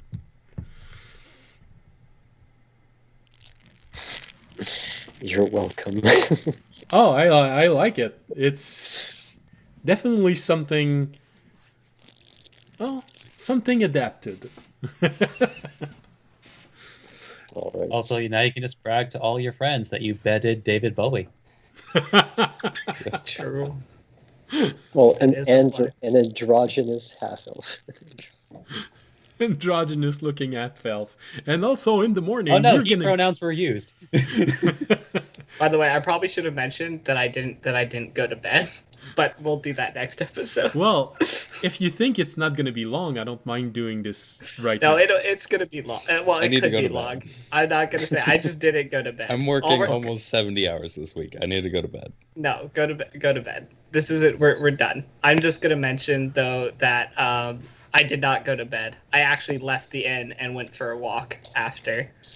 You can take with that what you will, whether it's going to be long or not. But I am going to mention that I left the inn. All right. Well, to be fair, we're probably going to get the answer to that, not next session, but the session after that, because next session is going to be a special episode. Oh, that's right. Yeah. I've been asked by my players, at least one player. We'll see if everyone likes this player again after they live through this. But they asked me to do something special for Halloween. And it just so happened that I was writing down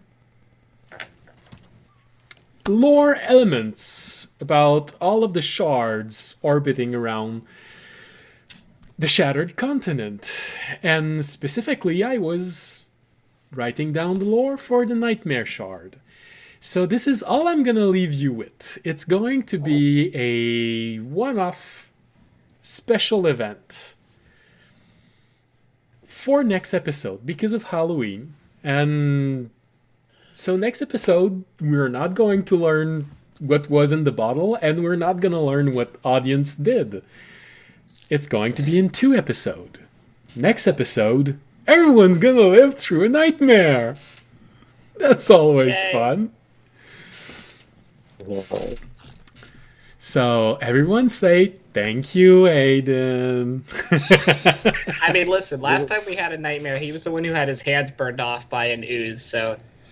Yeah. Well, that He's was the one just a setting himself dream. up here. That was just a dream. That wasn't officially a nightmare. Not according it's to a my nightmare for him. standards. And I used to have 4 more armor class and 6 more health, so this is going to be great. Yeah, but now you can fly. Yeah, but if it's a nightmare, I probably can't. Oh, you're gonna My nightmare. I thought Narakokra's nightmare is being grounded.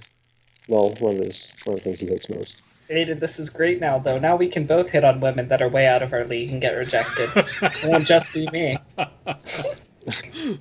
The religion of the dragon incels. Let's go.